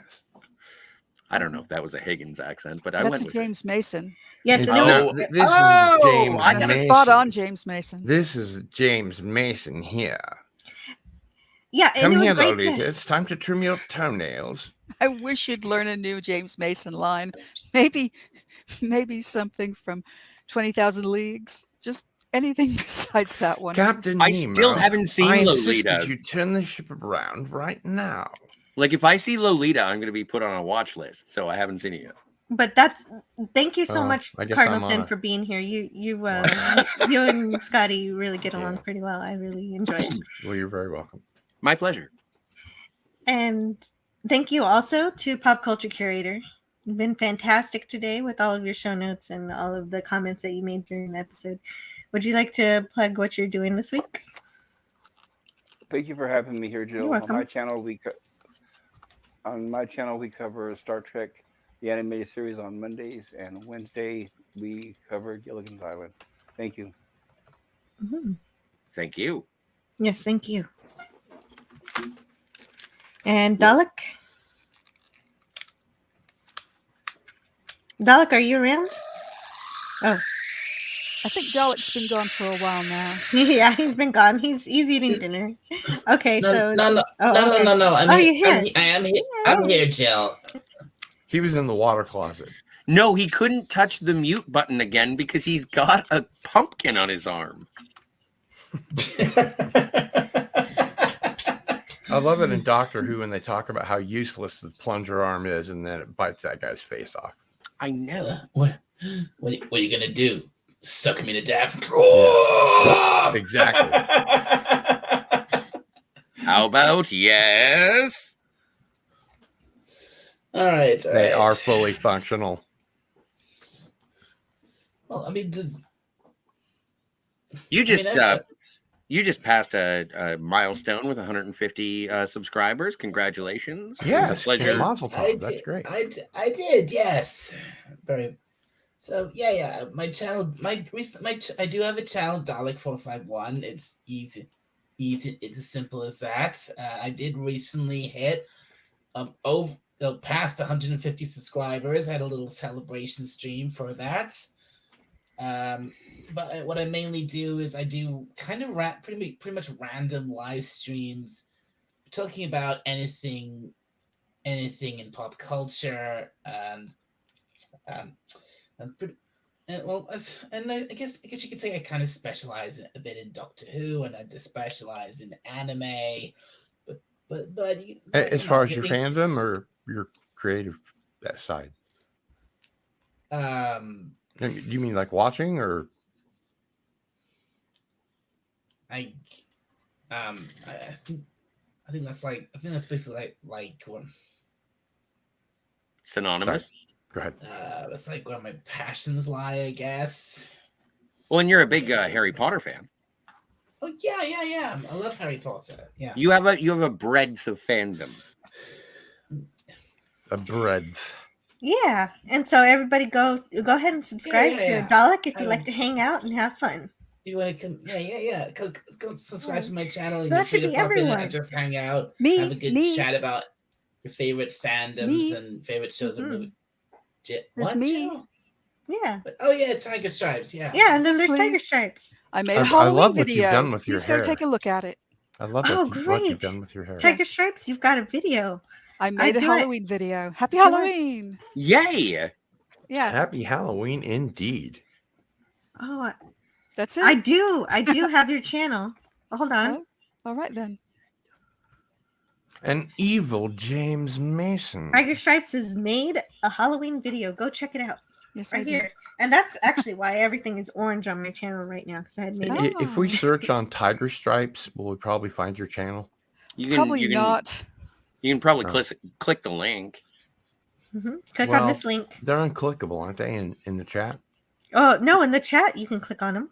Oh, And I they, just- well, On And the advice of my lawyer, I on just the got an YouTube side. Ethernet cable, so I can have so many tabs open now. I was going on Wi-Fi And you for can a while. copy and I have to use do it from your YouTube side. I got right it. hand button on your mouse. Yeah. Oh no, this Or is on a like mouse. when Scotty Okay. uses the mouse in Star Trek 4. Okay, so it's been really great reviewing this episode with you guys and everybody in the chat. And I wish I would have had time to read everything in the chat because it's been absolutely brilliant. So thank you everyone for showing up and everyone also on the panel. So we're going to see you guys next time. And that's for Miri, right? Yeah. Oh, right. Next week. Right, business. I'm skipping. I have an away mission. I will not have a show on Tuesday. Nice. So I will have a show the week after this Tuesday, and we will be showing Miri. That's right. So right now I'll play the trailer for Miri. So on November 8th, we will review that. Next time on Next Star Trek. Well, then happy Halloween. Yes. Since you'll be gone. Yes. Happy Halloween. I will be missing that. Are you doing a show on Friday? Yes. I will be doing a show on Friday with Scotty R37 and whoever else would like to join. We're going to be discussing Event Horizon. I have to try to find that again, but I sign me tell up you, for that. only for the love I bear thee, Jill, would I watch that movie again. Sign me up for that. I have the 4K version. In Canada, if you do not have a physical copy, you can get it. It is included with your Amazon Prime membership. Ooh, the director's cut? No, I don't know which cut. Oh, okay. Yes, but I'm about to subscribe to Amazon Prime because they have a series of a William Gibson novel that I adore called The Peripheral, and I have to watch that. Is it already out? Yes. Yes, the first 2 episodes. Captain's log, stardate 2713.5. We have made an astonishing discovery. A planet which apparently is an exact duplicate of the Earth.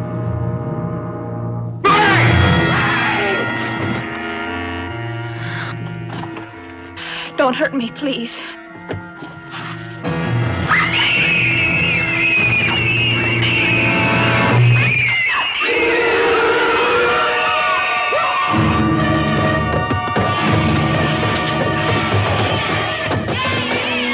It's already starting. I knew it would. It'll spread all over you and you'll yell. And you'll try to hurt everybody and then you'll die. This is the vaccine? It could be a beaker full of death.